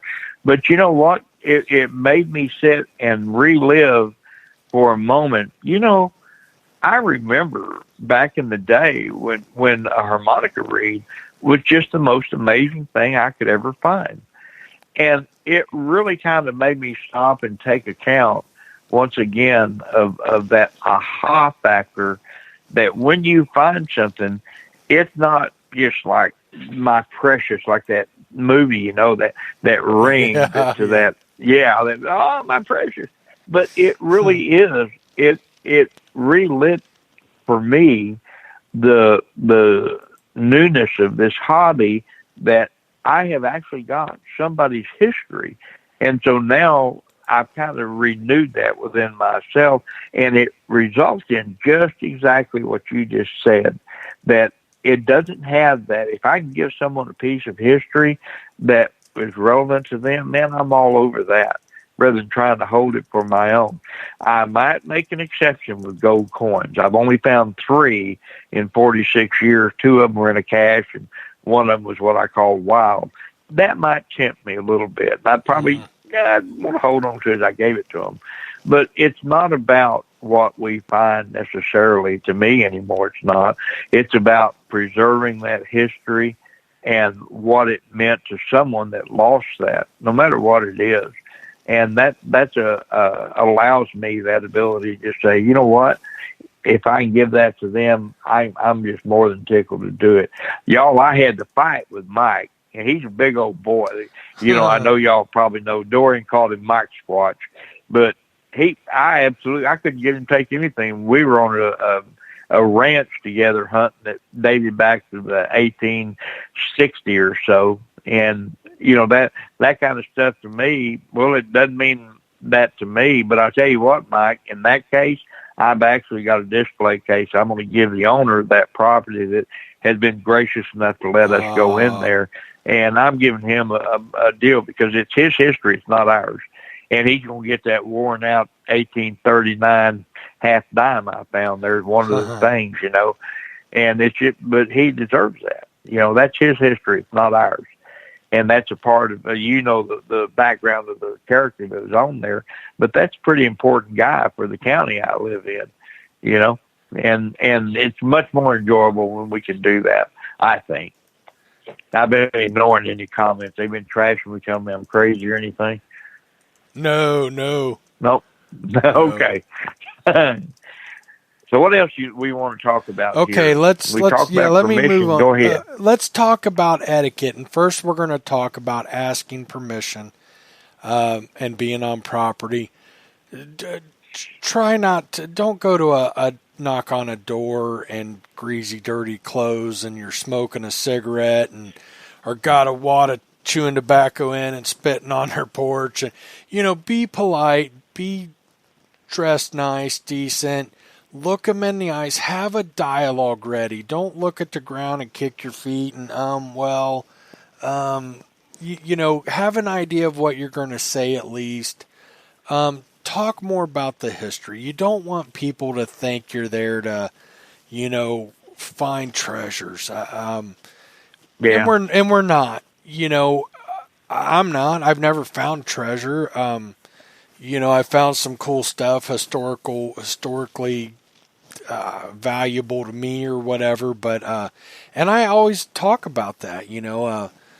I've had people, what's something worth. Matter of fact, when I was in Ohio, I was hunting somebody's property, farmers, and he asked me about a coin, and he said, is it worth anything? And it was actually a flying eagle, and I said maybe if it didn't come out of a field. I said, it's really rough, and I said, I'll tell you what, I'd be happy to give it to you though, and he didn't want it, and I really tried to talk him into taking it in the other finds, and he just wasn't interested. His family hadn't been on the property for generations, but I said, no. I said, when you're talking fields, rarely can anything even come out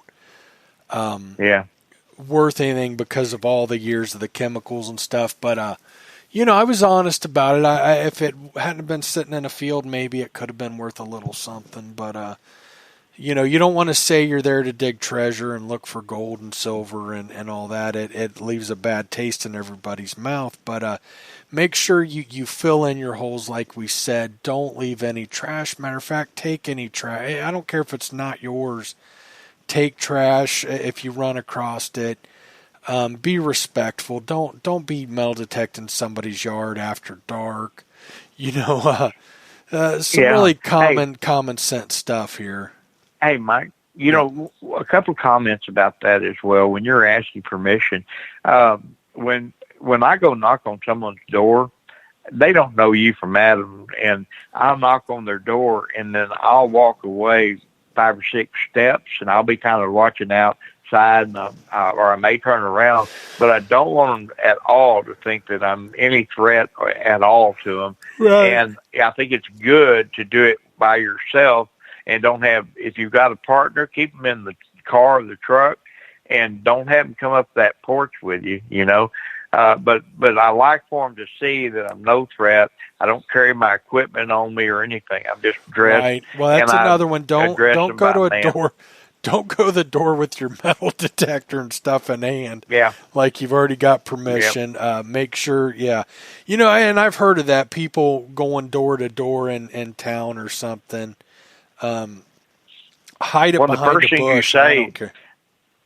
Well, the first thing you say here is I'm not a Seventh-day Adventist or anything, you know, or not an Adventist, whatever religion that is that talks to people. Jehovah's Witness, and God bless them, you know, but they turn a lot of folks off knocking on doors. And I've actually been asked that. Are you one of them Jehovah's Witness folks? No, I'm just a metal detector, you know. Right. And yeah. And I don't mean to down talk anybody's religion. I'm just saying that turns a lot of folks off. But you treat folks with respect and have that dialogue, and you talk about your love. And I always try and compliment their house. You know, I go around looking for this kind of place, and you know, how old is your house? And I get them engaged that way. And you know, it's beautiful. I love the gingerbread work up on the front of it there, and I love the fretwork up there, you know. And I've had people ask me, well, what if you find a gold coin out there or treasure out there? You know, how do I know you're going to be honest and let me know? And I always tell them, well, best way you can tell is when you see me jumping up and down and you whooping and hollering, you can pretty well figure I found something incredible. You might want part of that. You know, but you want to put them at ease. Absolutely. And I'll tell you another real good one that's worked for me. Well, I've got another metal detector in the car if you'd like to join me, or if you just want to walk around with me while I detect. I have no problem with that. You know, and that goes a long ways. But I will tell you, I have never been a fan of metal detecting in yards. Yeah. Understand you're going to run into situation eventually.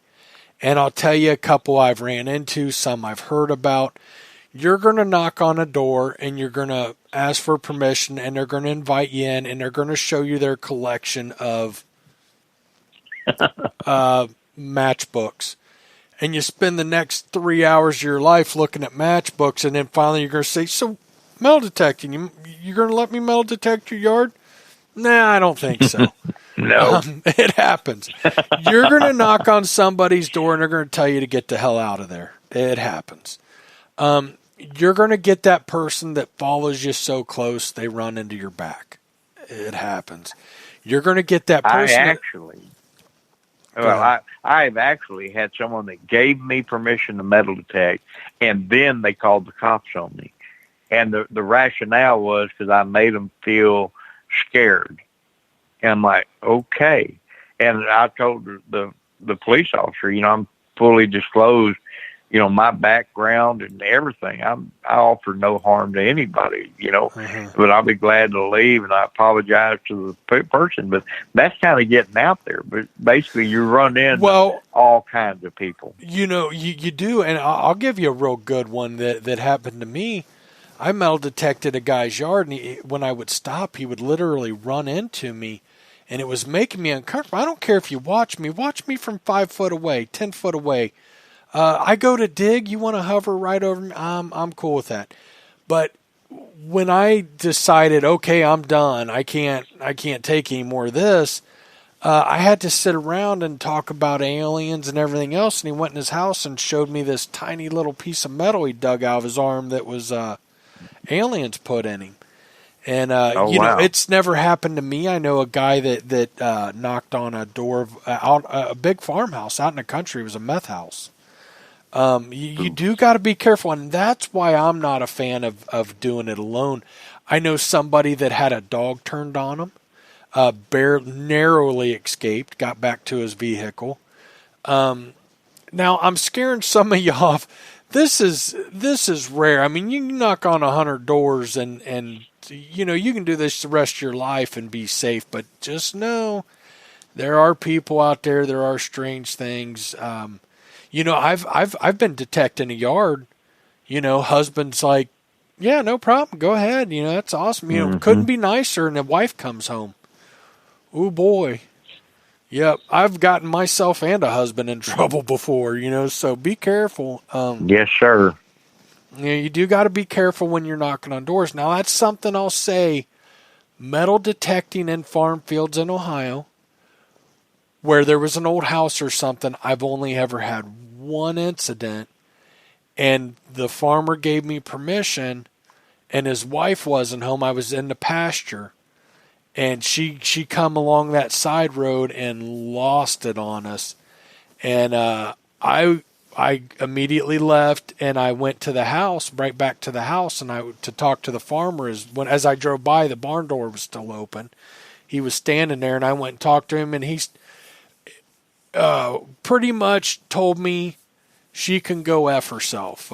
Don't worry about her. I was welcome back anytime. Don't mind her. She's crazy. It's his property, you know, and all this. But, you know, be careful, door knocking and stuff. Let's go ahead and move on to the next one. I think just as important as metal detecting with others, and Dennis said it earlier, if you're new to the hobby, I don't care if it's at a school, a park, don't invite yourself somewhere else. If you want to learn from somebody, invite them to your place, invite them to your house. I'll tell you, I don't detect with anybody who invites themselves metal detecting with me. A couple years ago, I was heading to Ohio, and I'd posted it on Facebook. And, well, there's a couple I would invite. But if I don't, I mean, especially if I hunted with them before. But, you know, I've had people that I barely know. Not the last time, a couple times before I was heading to Ohio, and I had two different people reach out to me. I barely knew them at all. They don't listen to the podcast. We don't have much interaction. I know they detect. They know I detect.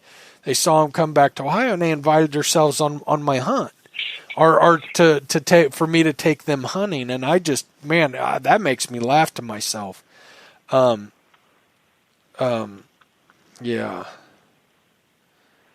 Wow. So you wanna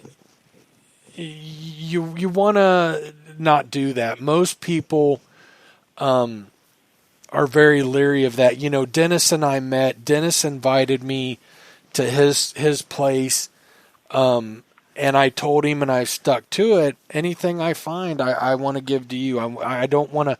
I feel weird about it because I don't like when people invite me or invite themselves on hunts. Dennis, keep it. Don't worry about it. And I just don't want to do that. It's just how I am. But you don't, even if somebody takes you to a park, I'll tell you a story. Years ago, a guy took me, to a school. A school up in Columbus, Ohio, and we found a handful of silver coins. And we did real good. And he knew it. And this school took up probably several city blocks. It was huge, Dennis. And there were only a couple spots that gave up coins that he had hunted. I mean, you could spend days and weeks trying to find those spots if you didn't know them. Well, I had a buddy come into town, and he's a truck driver, and he was up there, and we had a couple hours to hunt before dark, and I didn't know the area. And I called my friend who took me to that school, and I said, hey, I got a question to ask you. I don't know the area. Do you know somewhere around here, or would you mind if I took him to that school? And he laughed and he said, Mike, it's public property. Go ahead. I said, I don't care that it's public. I wouldn't have known about it if you didn't take me there. And he Yeah. said, no, go there. I have no problem with it at all. And I said, okay. Second, I said, can you meet us? You want to go detecting? And he goes, I got to work late tonight. I can't. But go. He said, go out there and have fun. I wouldn't have felt right going there. I didn't know about it. He took me there. Not only did I not know about it, I didn't know the hot spots. And he told me, he said, you take Bob to those hot spots. He goes, man, no problem whatsoever. But you do that. You don't. I won't go back to one of the places Dennis took us, I think, is public or, safe to hunt. I don't know if you have permission for it. I would never go back there without you. Never. That's just not something you do. When you're hunting with somebody else, give them space. Don't, if you're wanting to learn, follow them, listen, give them enough space that you're not crowding them, and learn from them. But don't cut in front of them. Don't metal detect right next to them. You don't want to be banging coils, that kind of stuff. Spread out a little bit. That's how you do it. Don't invite yourself on somebody else's hunt. Rarely will it work. Rarely will they take you. Invite them to your place, or say, hey, you want to meet up somewhere, in between? Do you want to find a place? Do you want to, you can do that, but don't reach out to somebody. Hey, that's a really good spot. You want to take me detecting? I'd love to go detecting with you. It's not going to work. Too many people have been burned. I would even share. I had my pharmacist, as a matter of fact. He took me to where he hunted deer, and there happened to be a grist mill there. Now, I was a guest, and we were underneath an old oak tree, and I found a silver dollar. Of course, I love finding silver dollars. Who doesn't, right? And I, hey, Larry, come here. And I said, now, this is kind of a ritual. You got to hold your hand out, and I got to brag a little, and I'm going to drop this in. You're going to go, wow. And I did that. He said, wow. And it's like an 1883 silver dollar. I'm like, cool, And so I said, okay. I said, go back over and find whatever you're finding. I'm going to go back. And less than a foot later, I found its sister right there at the same place.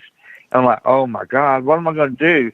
And I called Larry. I dug it up. I said, you're not going to believe this. He said, surely you didn't find another silver dollar. I said, yeah, I did. Well, somebody had a spill, but because I was the guest, and this is something for you new guys to keep in mind, I told him, I said, Larry, there could be more here. I don't know. So start here. And I told him, do the spiral thing. And unfortunately, he didn't find a silver dollar. But, I tried to give him one of those silver dollars. He would not take it. But just the effort, had he found a hoard there, I'd have probably mitts and flits and rits and rots, and okay, you get it.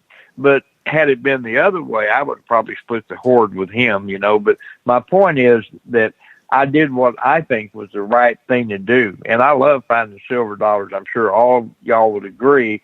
They're not every day that you find them, typically. I'm generally one every couple of years for me. And I think that you just got to do the right thing. And because I was a guest, I didn't want it to end up that I found all the good stuff, And Mike, the place I took you, it was a good spot. May not be my best, but, I'll take you there too. Because I finally realized years ago, you ain't going to find it all. And what better thing to do than a brand new friend, which you were at the time, we got to go out. We bonded, didn't we? Oh, absolutely. And and he's like the son I never wanted, y'all. So we did. We have a lot in common, and we had a great time. And why not share that? Well, I'll tell you though, Dennis, and I get where you're at. And I love sharing and teaching, but I've been burned hard a few times, taking somebody to a spot and they go back, they get permission, Oh, yeah, I was out Yep. here with Mike and X. So I'm real leery. I mean, you're a little more trusting than I. I mean, of course, you know that I knew Dorian and stuff. So there's that. But, you got to know somebody real good that I know if I don't know you and I'm going to take you somewhere. And I'm going to be. Sure. I'm going to be careful where I take you and stuff because I've been burned. But I love teaching. I love helping people new to the hobby and all that. But it takes a lot for me to be trusting. I've been burned hardcore, and it's not. I mean, still, it's like, well, okay, I taught you everything you know. I didn't teach you everything I know. Yep. You burned me before I could, but you still. When you feel used a couple times hard, really hard, it's like, okay, I'll be more careful. Dennis, I am getting tired. I'm tired of talking. My back hurts. We're on our last subject, and then let's wrap it up.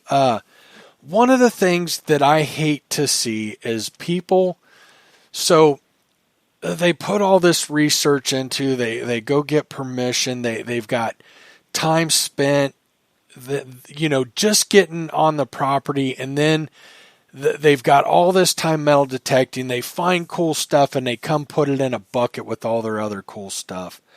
I think if you're new to the hobby or starting out or thinking about it, I would recommend keeping stuff together. If you find they make Riker boxes, and they're very affordable. They're cardboard with like a lining inside of them and they've got a glass top, and they start out at a couple bucks.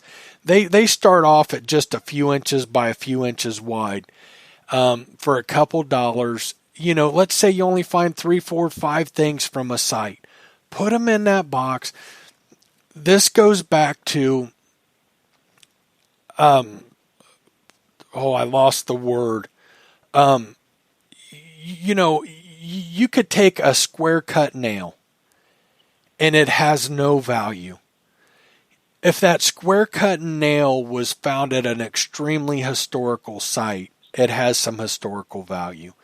When you have the Alamo. Yeah, right. So Yeah. if you keep your stuff together, it has historical value. I'm not talking about monetary value. Who cares about that? But if you have a case of these really neat finds, but nobody knows where they came from, it doesn't mean anything. So mark your stuff. Keep it together. Keep your stuff separated from site to site. I've got a couple big cases from a town. It was gone by like 1832. It was very early even for Ohio, and I got a couple big cases. Well, even those cases together, there's nothing real special in there, Dennis. There's a couple really unique things, but nothing real valuable. But you put where that's from, and coincidentally enough, the monetary value goes up along with the historical value in most cases. And that's the case with this. I mean, if you were to, I don't sell my relics or anything like that, but I'm just saying, I pass away and there's these cases, and somebody looks at them and says, okay, there's some cool finds. All that button's real unique. That's an early silver coin and whatever. Great. But now you put where it was found, and that's a very historical, significant site, the value goes up. Yep. And I'm not talking monetary, although it coincidentally will go up with as historical value goes up.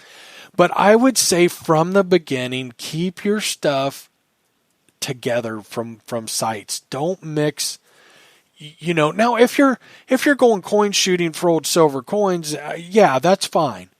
But when you're talking relics, people that just throw piles of unique buttons together and you don't know where they come from, well, they've lost all their historical value.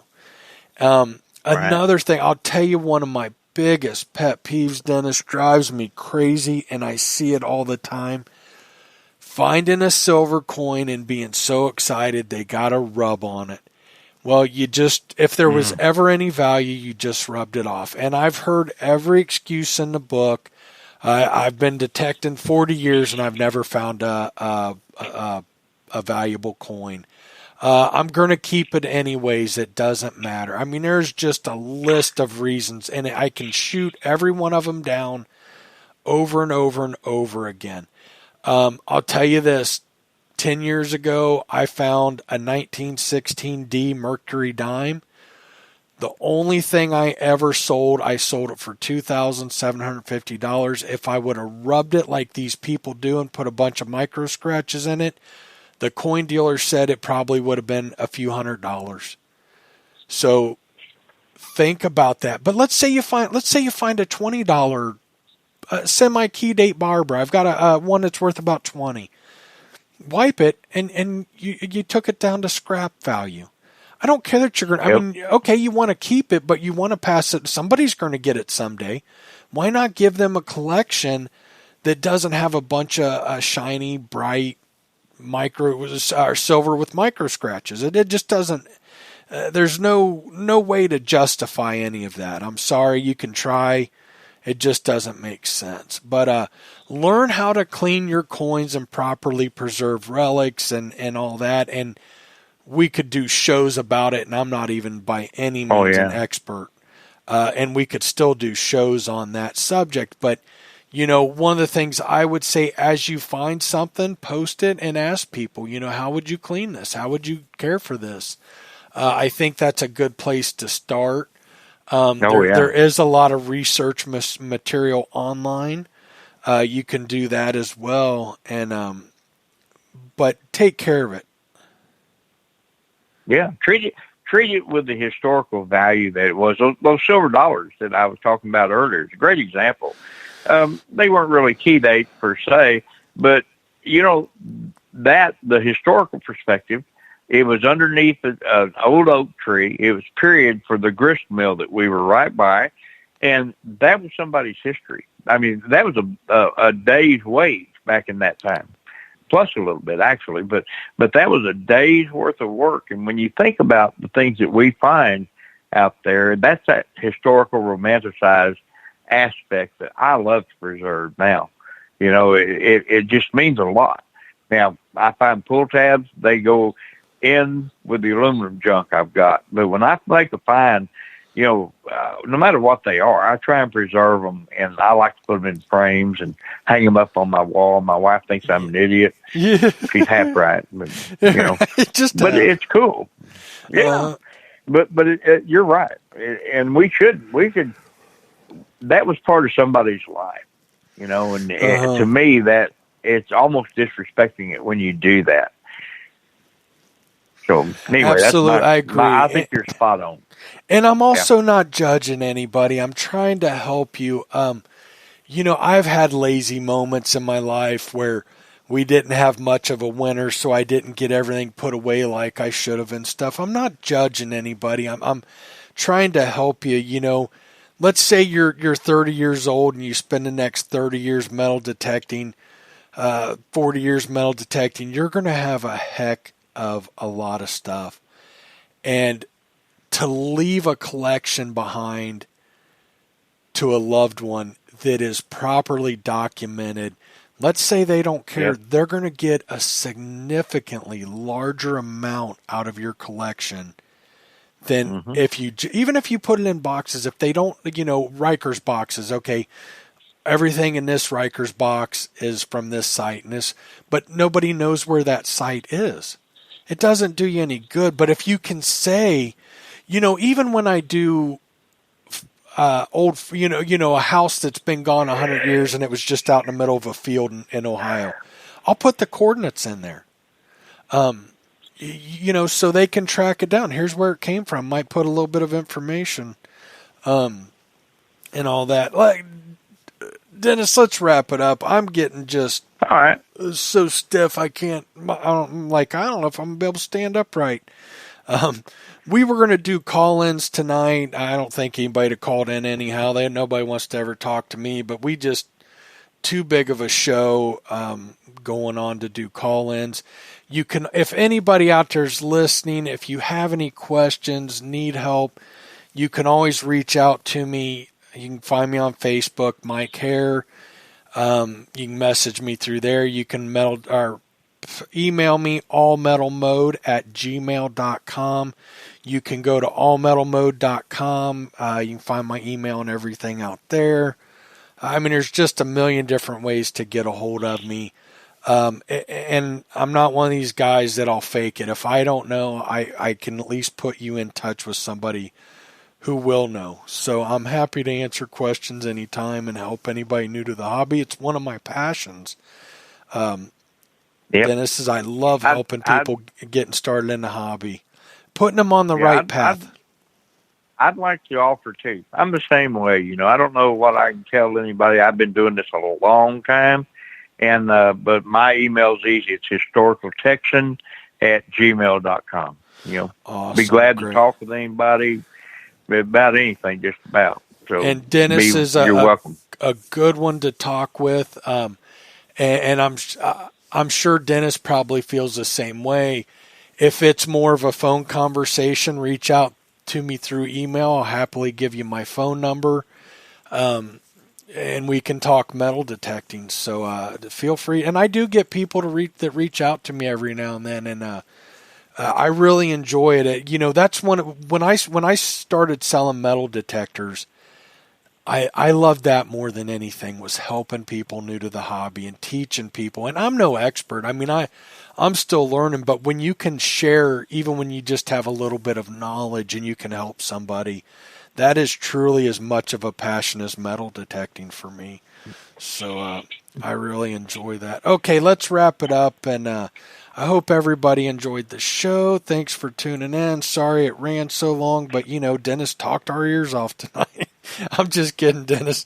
I think I talked to her. I don't even know if I gave you enough time to jump in and answer anything, hardly. But thanks for joining me tonight. Hopefully we'll give you a break next week, and we'll have Mr. Dorian back. Hopefully, if you're listening, Dorian, I sure hope you feel better. And I hope to get you back next week. Dennis is, I'm sure, sick of me. So hurry up and get feeling better. Nah, brother. We need to go hunting. All right, y'all. Take care. Good night to everyone. Good night, everybody. Have a good week.